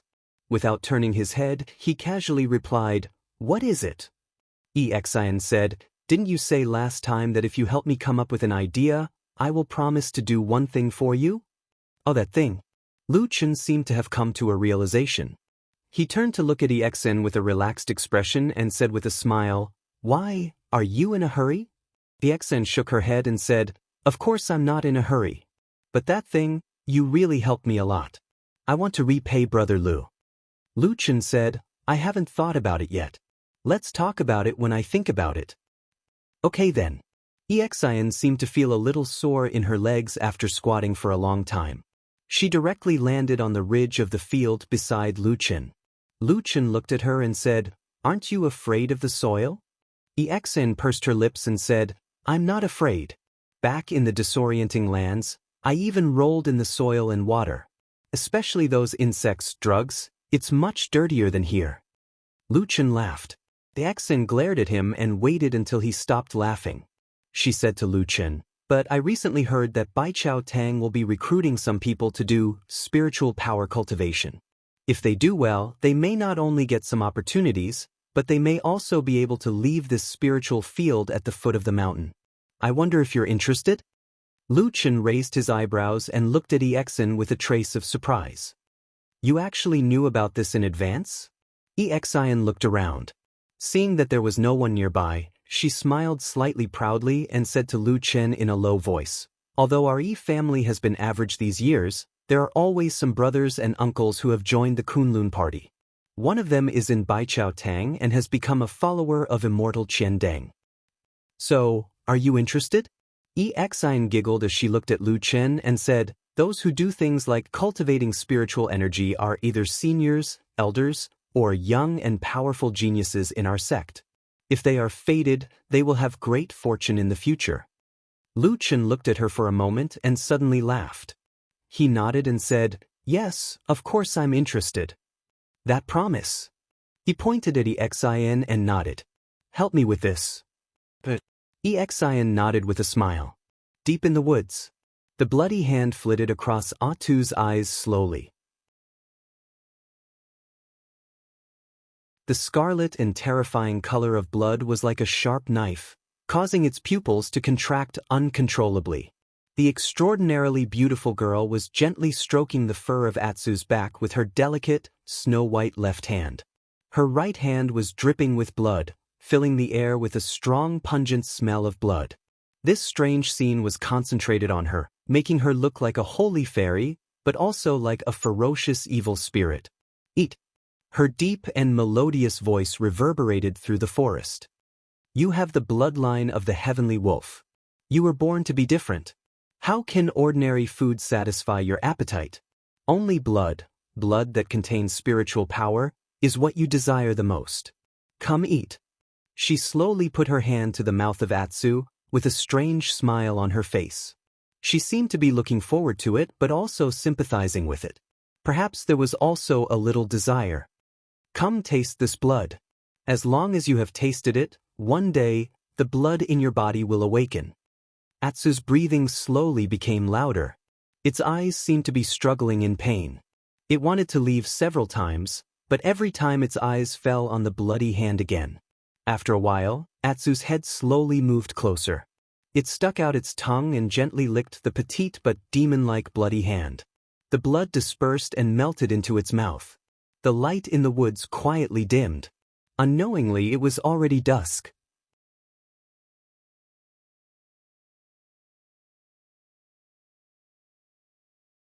Chapter 101. At dusk, when the sky was about to turn dark, the sunset glow was still hanging in the western sky, like a burning flame, radiating an unusually beautiful and brilliant afterglow. Stone Pan Valley was already a little dark, and most of the Oddjob disciples had already left. Lu Chen and Xian were still sitting on the edge of the field, looking at the deserted surroundings, but only the two of them were left.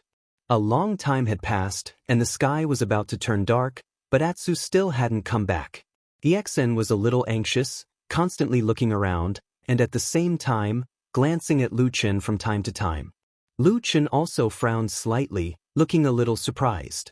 They waited like this for a while, watching the sky get darker and darker, and the last ray of the sun was about to disappear. The vast Stone Pan Valley was about to be shrouded in darkness. Xian finally couldn't help but stand up and said to Lu Chen, "Brother Lu, let's go find Atsu?" Lu Chen frowned. "This valley is too big, and we don't know where that stupid dog went. Plus, it's dark, we can't find it." Suddenly Xian's eyes lit up and she said, "Could it be that Atsu ran back home by itself?" Lu Chen thought for a moment and said, "It shouldn't be these days, it has been with me every day, and has never slipped away by itself." "Oh, what should we do?" Xian was anxious, and it seemed that she was really worried. Just as she was panicking, she suddenly heard Lu Chen, who was next to her, say, "Look over there."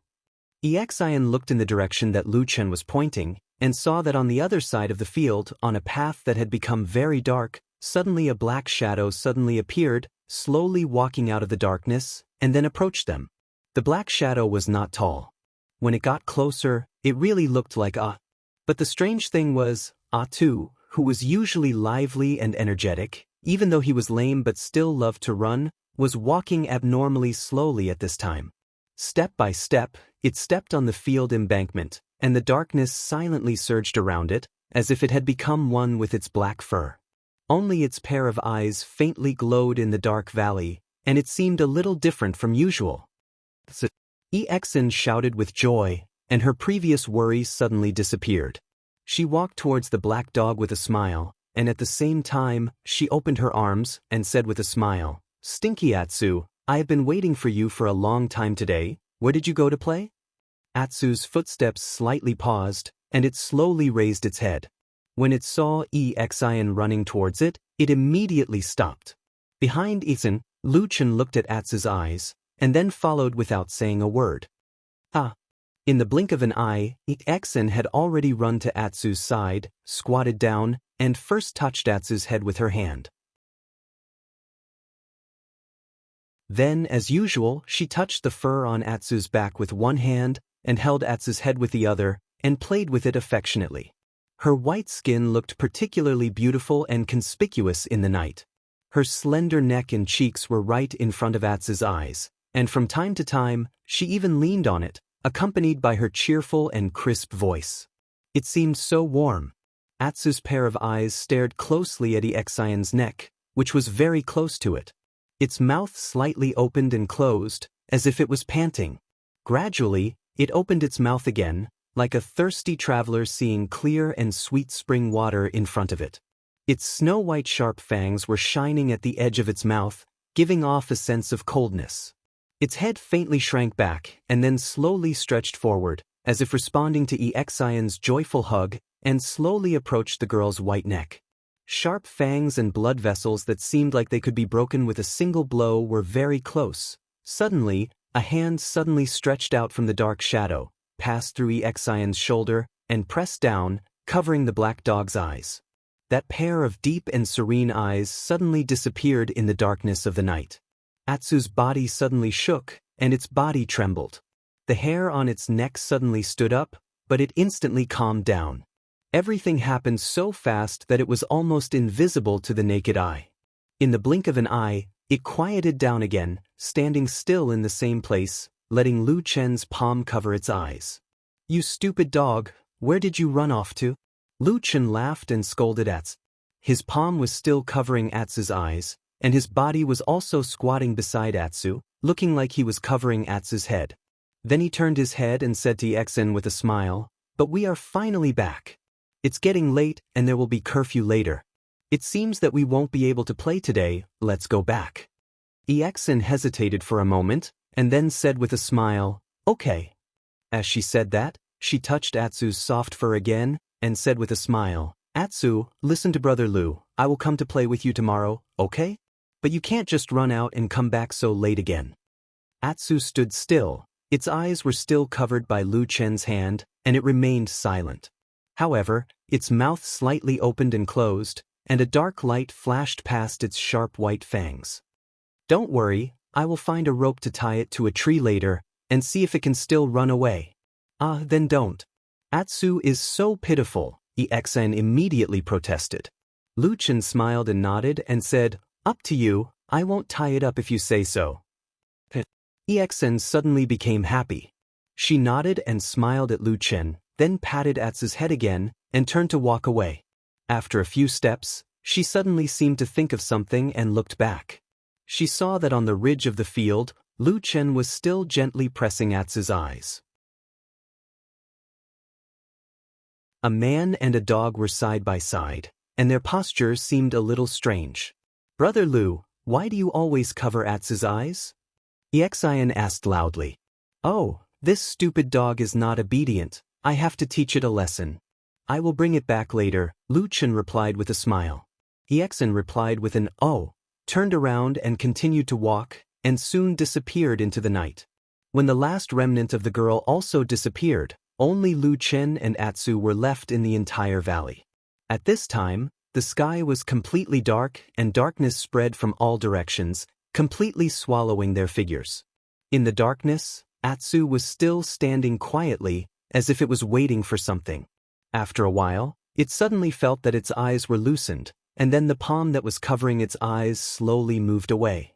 The face of the man in the darkness appeared in front of it, like a shadow in the dark night, blurry and indistinct.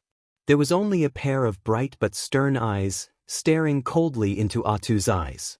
Between heaven and earth, suddenly, there was a cold wind blowing.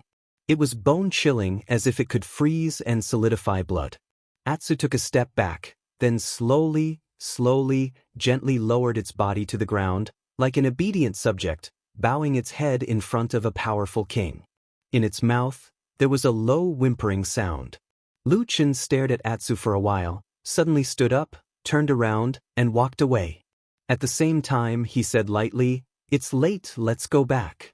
In a secluded valley, in a simple and deserted hut, Lu Chen lit a candle. The door was closed, and the window was tightly shut, so this lonely hut seemed to be isolated from the outside world, becoming a small world. Atsu was lying at Lu Chen's feet, looking a little sleepy and tired, but it didn't fall asleep. It put its head close to Lu Chen's ankle, slightly rubbing against it. Its long black tail would shake from time to time, but it was still unusually quiet. Lu Chen sat alone in silence for a long time, frowning slightly, as if he was thinking about something. After a long time, he suddenly bent down and sat directly on the ground. At the same time, he reached out and picked up Atsu, and put it on his feet. An inexplicable aura seemed to be faintly exuding from his body. Atsu twisted its body uneasily, but after glancing at the expressionless Lu Chen, it quickly calmed down and quietly lay in his arms. Lu Chen's eyes swept over Atsu's body, staying for a long time on its eyes, then suddenly reached out and opened Atsu's mouth. Snow-white sharp fangs were exposed in front of him, mixed with a faint, almost imperceptible smell of blood. Lu Chen's expression changed slightly. He loosened his fingers, then pressed his palm on the fur of Atsu's body, and slowly touched down. Under the fur, the black dog's muscles bulged a little, wrapped around its bones, giving it a strange sense of power. When his hand slid across Atsu's chest, Lu Chen suddenly stopped. Through the muscles and fur, in the chest, there was a heart beating strongly. Strong, fast, and violent, beating far better than ordinary beasts, and far better than his usual self. There was a trace of haze in the depths of Lu Chen's eyes, but there was not much change in his expression.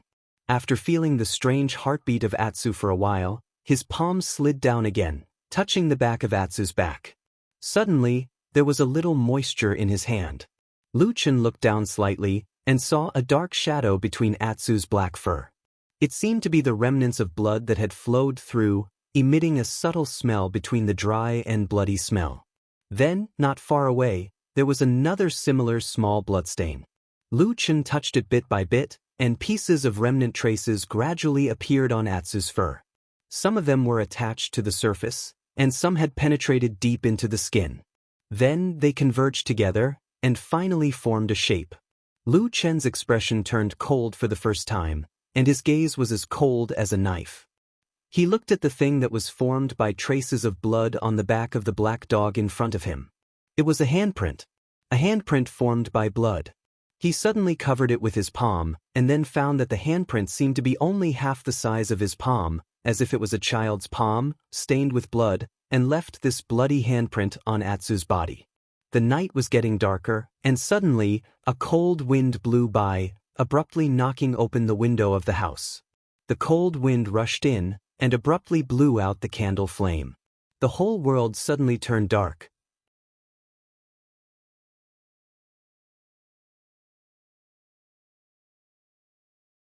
Chapter 102. In the dark, Lu Chen sat still, but Atsu suddenly stood up from the ground, stared at the window, and let out an angry roar. The cold wind blew past, and it was cold inside and outside the house.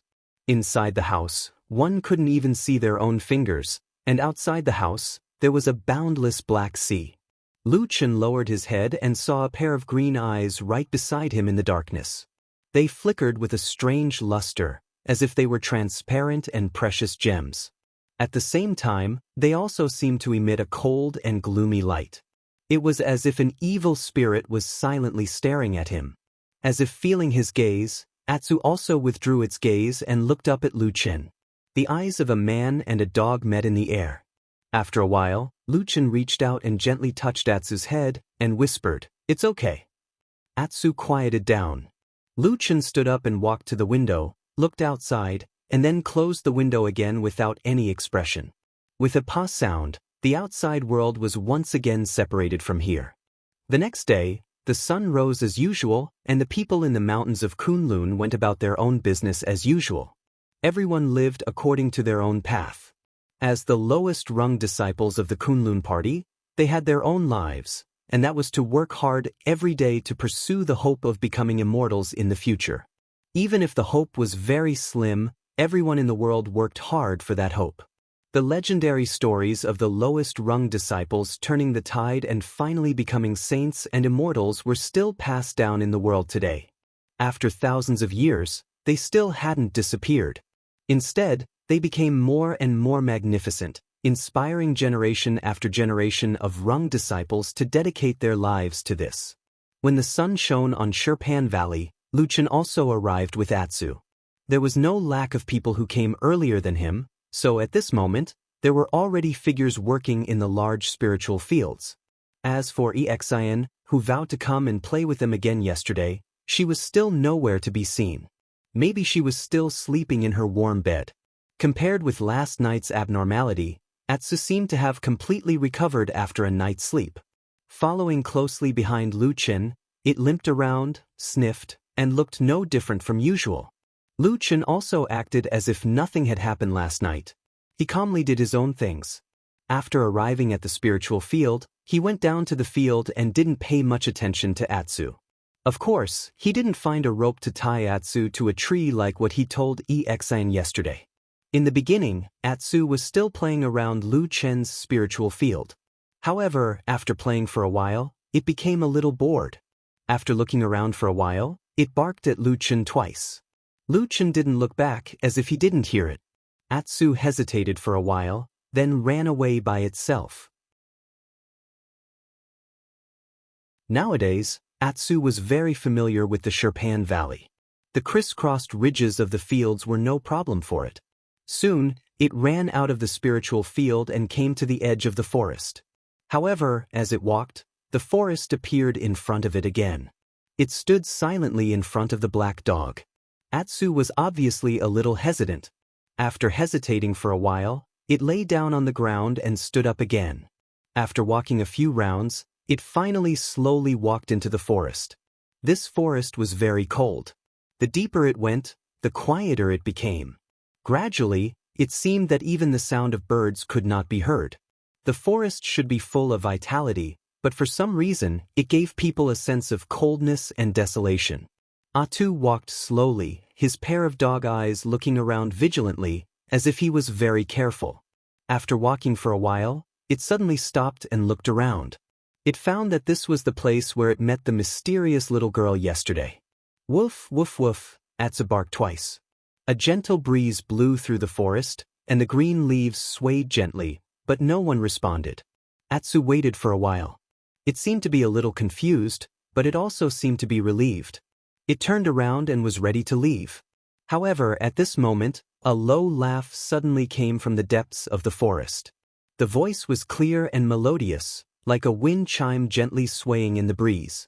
The person was not there, but it was already a beautiful picture. After a moment, the voice was soft, drifting with the wind. "Puppy, come." Atsu widened its eyes and looked at the dense trees in the depths of the forest. After a moment of hesitation, it still walked over. A few fresh green leaves that had yet to wither strangely fell from the tree overhead. The leaves swayed slightly, and a moment later, a beautiful and immature face of a little girl appeared from behind the leaves.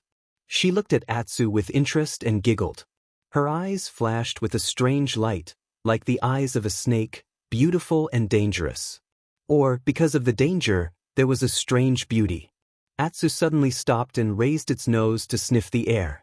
There was the smell of blood. It was much stronger than yesterday.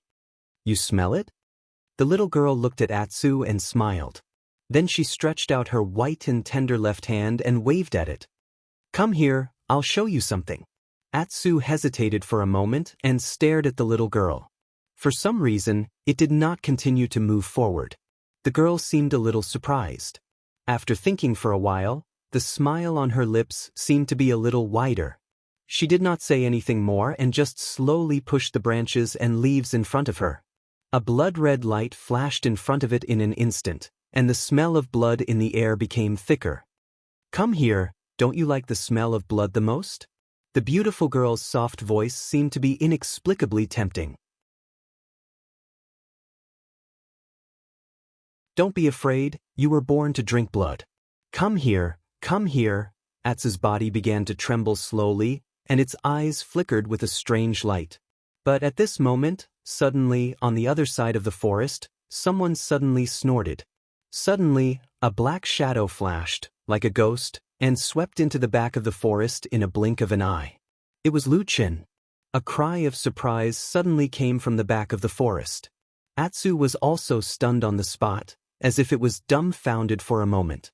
And in this short span of a few breaths, there was a series of muffled sounds. No one knew what was happening behind the thicket, but after a while, there was a sudden roar, and a large tree was directly snapped in half. The entire thicket came crashing down. The incomparably strong smell of blood instantly hit them in the face, and the dark red color soared into the air. On the ground behind the forest, there was an unrecognizable beast lying on the ground. At this moment, it was already dead. What was unbearable to look at was that the corpse was covered with cuts and bruises. No one knew how many wounds it had been cut, and blood flowed everywhere. Two figures turned over from behind the forest and entangled with each other. They suddenly started fighting fiercely. It was Lu Qin and the little girl who seemed to be just over 10 years old. What made one speechless was that in this small space, both of their moves were exceptionally vicious. Strangling the throat, gouging the eyes, hammering the chest and hitting the groin. Every move and every style were aimed at the vital parts of the body. But one by one they were neutralized by the opponent, and then they would be greeted with even tougher and more terrifying killing moves. This kind of fighting style completely lacked the elegance and nobility of a normal cultivator displaying their supernatural powers. There was not even the slightest bit of the legendary celestial bearing. How was this the Kunlun Mountains of a famous cultivation sect? This was clearly the most despicable and vicious killer in the mortal world. The most shocking thing was that the little girl was obviously very young, but she was so ferocious that it made people's hair stand on end. She was even no weaker than Lu Qin. But in the end, Lu Qin seemed to have the upper hand. It was not because of his viciousness and profound skills. But in this strange yet exceptionally dangerous close combat, the little girl's strength after sustaining for a while, finally weakened. The beast's blood stained their bodies, and even the girl's beautiful face was stained with blood, making her look even more ferocious and ferocious. She panted fiercely, both her hands were grabbed by Lu Qin. Suddenly she screamed and directly used her teeth to bite Lu Qin's throat. This time Lu Qin was caught unprepared. He groaned in pain and felt a burst of pain coming from his neck. With a roar, he suddenly lifted his leg and heavily kicked that girl's abdomen. The girl cried out involuntarily. Her entire body was sent flying by the impact, but she floated in the wind for a while. She trembled at first, but she quickly restrained herself. Like a feather, she landed directly on a tree trunk and then silently slid down. Like a ferocious cub. Her face was stained with blood, her eyes filled with murderous intent. Panting heavily, she coldly looked at Lu Qin. Lu Qin reached out and touched his neck. His hand was wet. When he put it in front of his eyes, half of his palm was covered in blood. He raised his head and glanced at the girl not far away. Then, without changing his expression, he tore off a piece of his robe, wrapped it around his neck, and tied a knot. "You're even fiercer than a dog," Lu Qin said. The girl narrowed her eyes slightly, and a dangerous light flashed in the depths of her eyes. Suddenly, her body shot out like a spring, but she did not pounce on Lu Qin. Instead, she strangely rushed towards the black dog standing on the side. The sound of the wind was fierce, and the momentum was like a knife, as if it would tear Atsu apart in the next moment. This caused the black dog's body to curl up and retreat in fear. At this moment, Lu Qin's figure suddenly cut in from the side. In an instant he knocked away the terrifying girl in midair. At the same time he shouted, "Run, Atsu!" Atsu was still in a state of shock. It subconsciously tucked its tail between its legs, turned around, and fled. In the blink of an eye, It had run far away and disappeared into the forest. However, perhaps because it was too panicked, the stupid dog ran in the wrong direction. Instead of running out of the forest, it rushed deeper into the forest. The figures in the air separated and landed on the ground. Both of them groaned in pain at the same time. Blood flowed from Lu Chen's neck again. The piece of cloth that had just been tied around his neck had disappeared, revealing the terrible wound. At the same time, there were 3 shocking claw marks. He had been attacked by the girl just now. After the girl landed on the ground, she staggered 3 steps back. Her beautiful eyebrows were tightly knitted together, and she sucked in a breath of cold air. She clutched her lower abdomen tightly with her hands. Between the gaps of her white, jade-like fingers, dark red blood slowly seeped out. Among the bloodstains under her clothes, there was a vague, bloody wound. It was a sword wound. It was a wound that had been ruthlessly stabbed by a sword. It was a merciless, murderous wound. In the midst of the blood, her face became pale.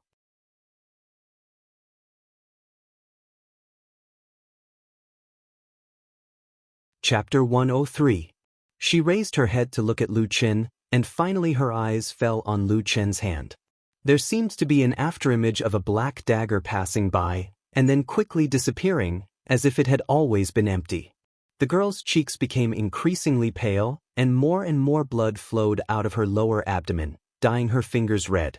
Only her eyes were still sharp and fierce, with a trace of coldness, coldly looking at Lu Chen. After a moment, she suddenly opened her mouth and said, "I'm only 10 years old, and you actually dare to do this to me?" Lu Chen's expression did not change in the slightest and said, "I just don't want to die." "But," the girl sneered, "you're a man, yet you still have so many excuses to bully me. Do you really not feel embarrassed?" Lu Chen did not answer her, and after looking at her thoughtfully for a moment, he suddenly walked towards the girl.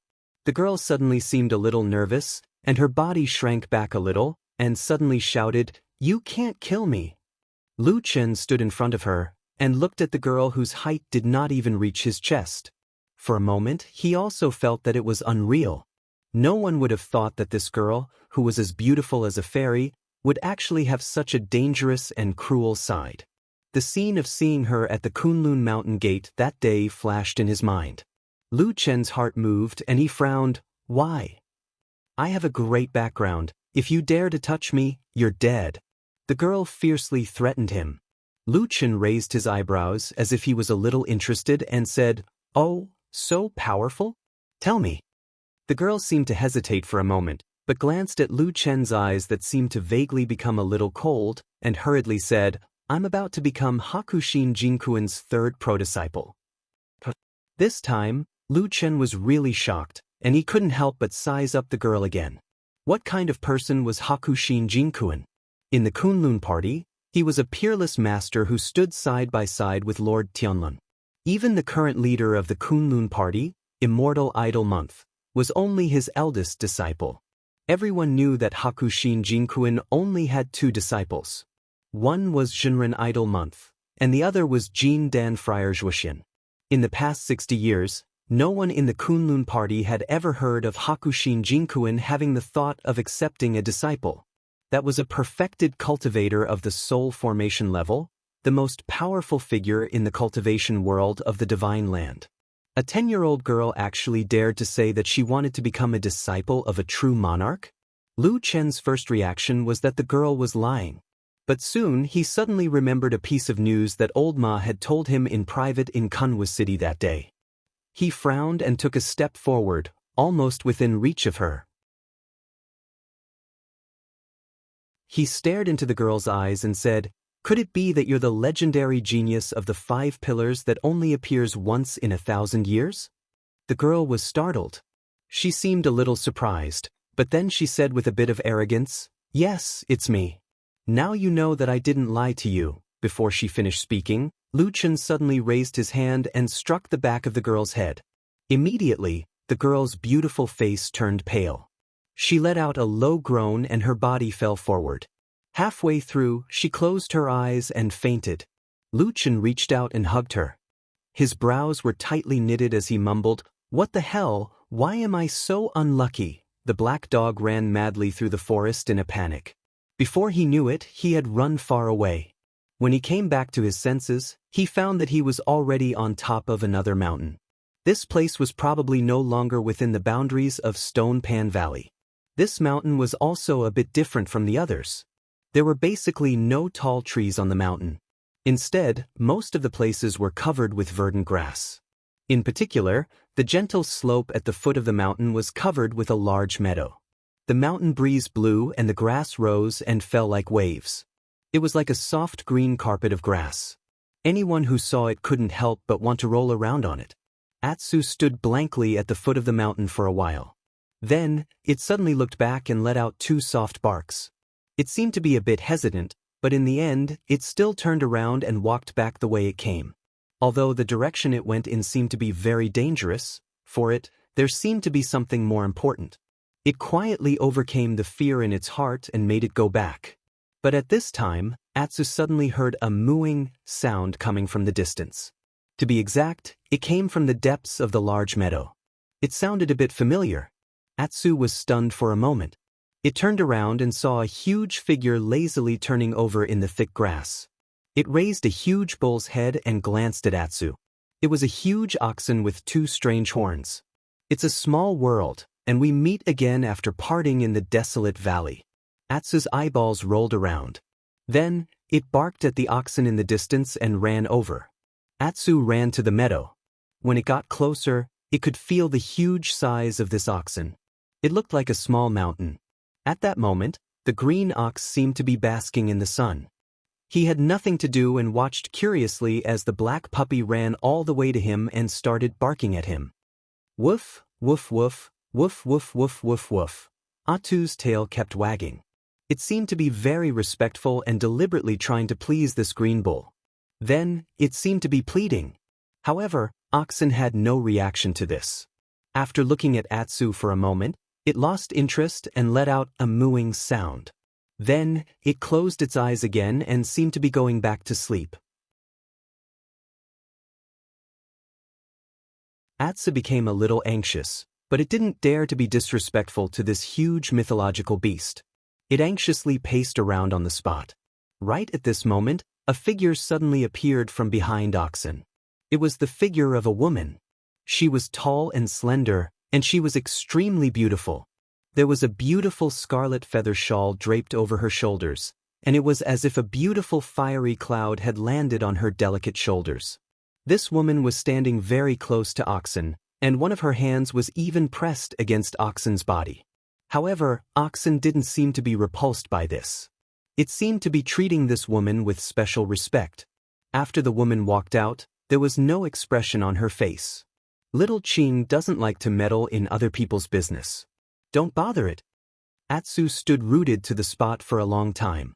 It looked at the lazy oxen, then looked at the strange woman, as if it couldn't figure out the relationship between the two. However, it quickly remembered something more important.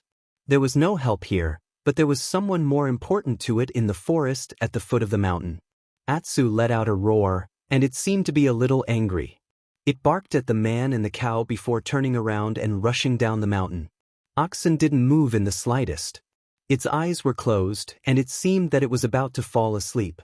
In contrast, the young woman standing beside Oxen suddenly furrowed her brows. She looked at the little black dog that was running for its life, and said, "There seems to be something wrong with this dog." Oxen's huge head turned around, and it rubbed the grass on the ground a few times. It yawned, and it still seemed to be disinterested. The young woman kept looking at the back of Atsu in the distance. After thinking for a moment, she said in a low voice, "There's a smell of blood." The grayish-white wall appeared in front of her, and it trembled. When she had just woken up, this was the feeling in front of her. After a while, the young woman regained consciousness. She turned her head with some difficulty, and then she saw the face of Lu Chen sitting by the bed. "You're awake." Lu Chen smiled at her, and nodded with a very gentle expression.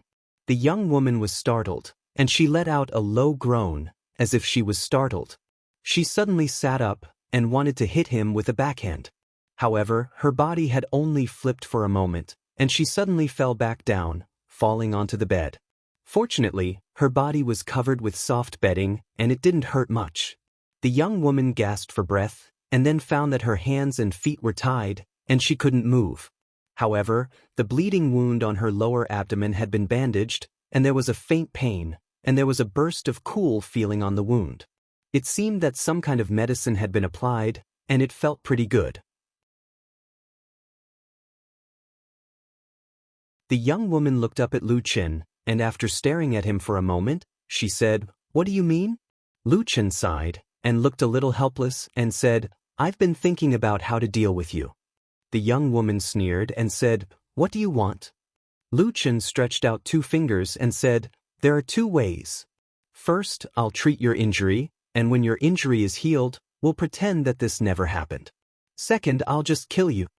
When the young woman heard the first way, her face was full of contempt, and her face was full of disdain, but when she heard the second way, she was shocked and said angrily, "How dare you?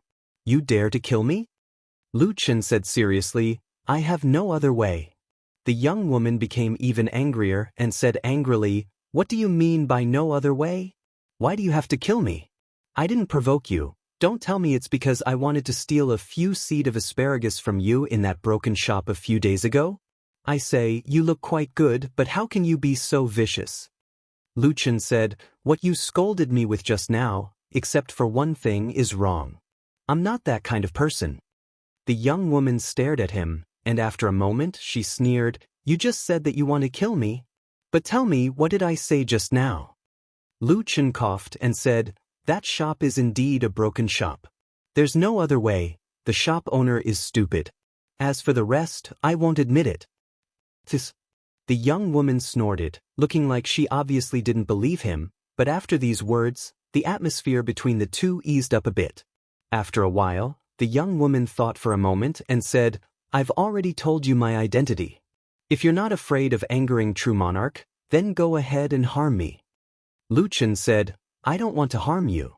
The young woman raised her hand, looked at the rope and sneered, "Then why are you tying me up?"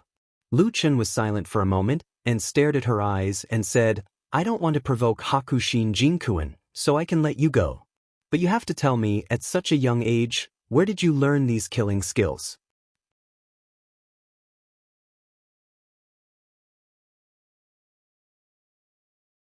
Chapter 104. I don't have the ability to kill people. The little girl flatly denied and sneered, "Go out and ask around. I'm a girl who grew up in Kunwa cities by clan. I'm pure, upright, dignified, gentle, and lovable.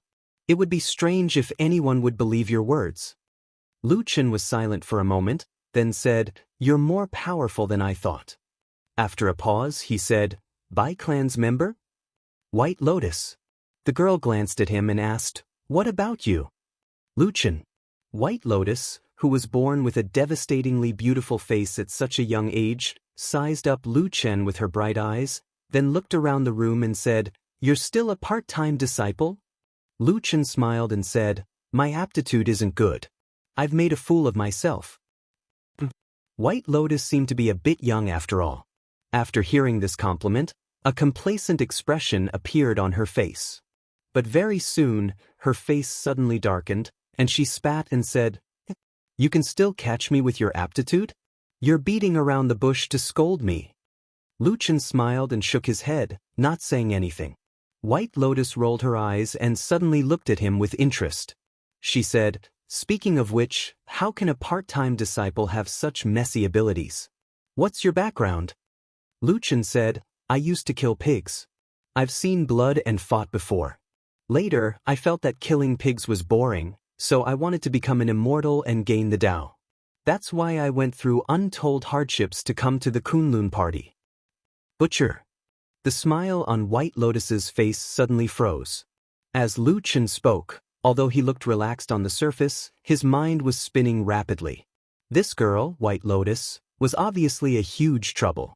If he didn't handle it carefully, it could bring about endless troubles in the future. Thinking of this, even he, who was always calm, couldn't help but complain in his heart. He thought to himself, "Nowadays even a 10-year-old girl is so scary. What will happen when she grows up?" At this moment, The two of them suddenly heard a rustling sound coming from the door.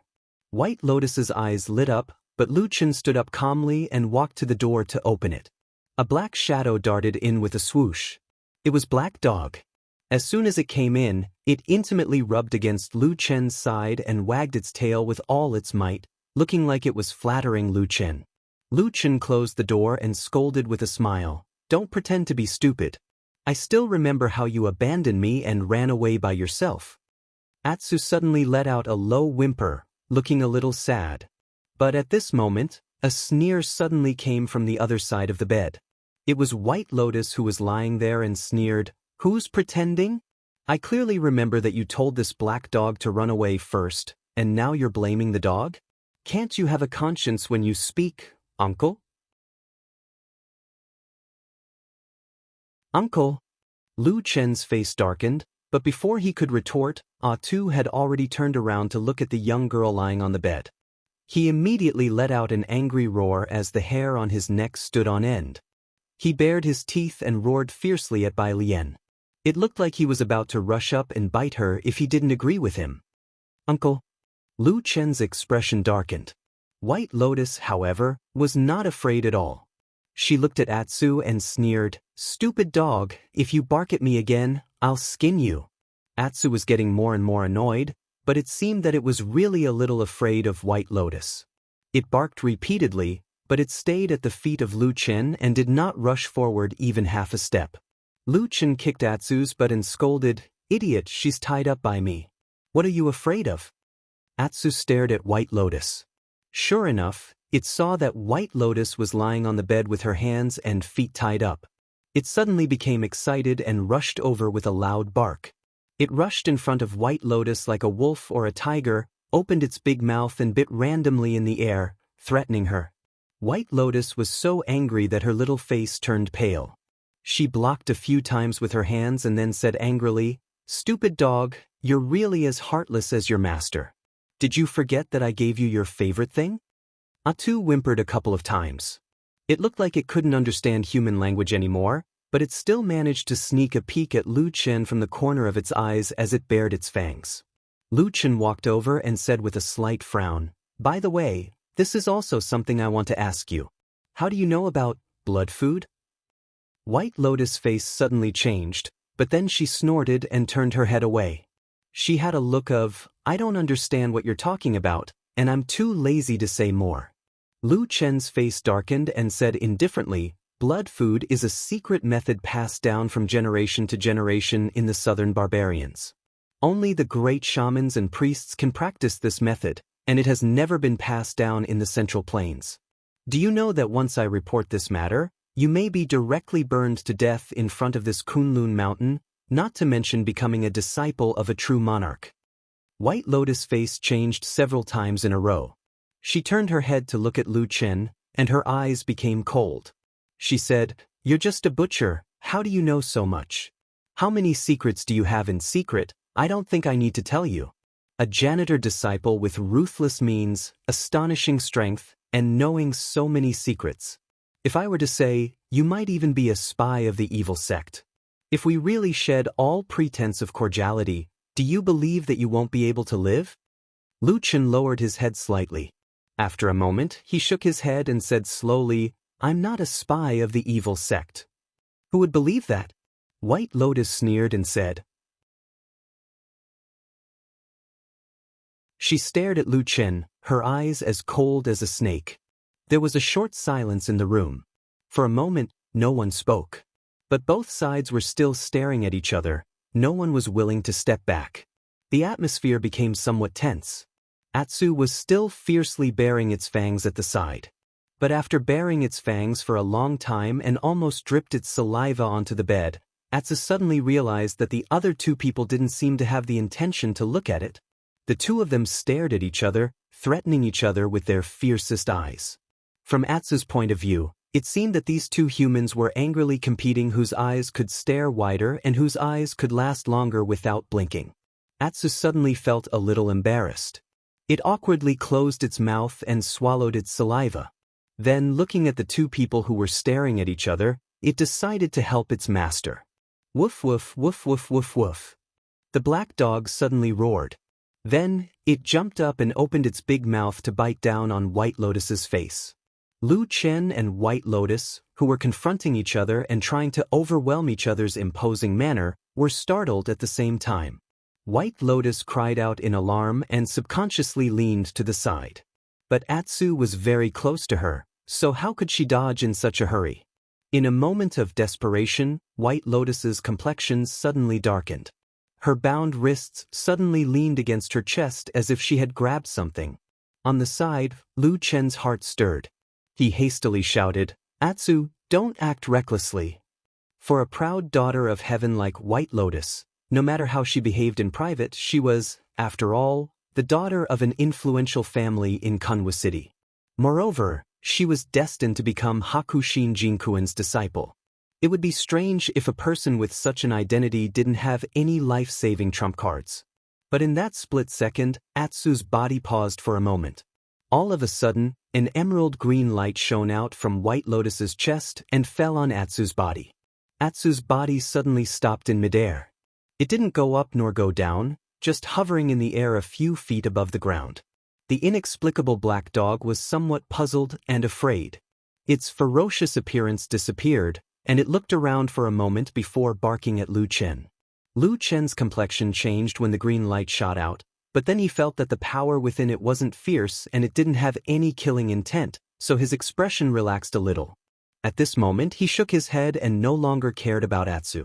Instead, he turned to White Lotus and said, "I don't care what you think. In short, from the beginning, I didn't take the initiative to cause trouble for you.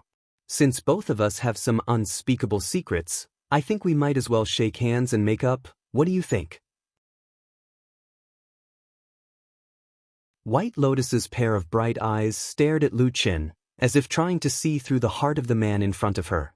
After a moment, she suddenly sneered and said, "Don't just say nice things, let me go first." Lu Chen nodded and said, "Of course, but with your life-saving skills, this bit of rope shouldn't be able to trap you." White Lotus smiled and said, "Uncle, I can't tell, you're almost a demon." As she said that, the green light in front of her suddenly flashed, and Atsu was bounced out and fell on the ground beside the bed. Then the green light slightly sank, flashed past her hands and feet, and the ropes immediately broke. White Lotus rubbed her wrist and sat up, then looked at Lu Chen with a smile that was not a smile and said, "Then let's have a good chat now?"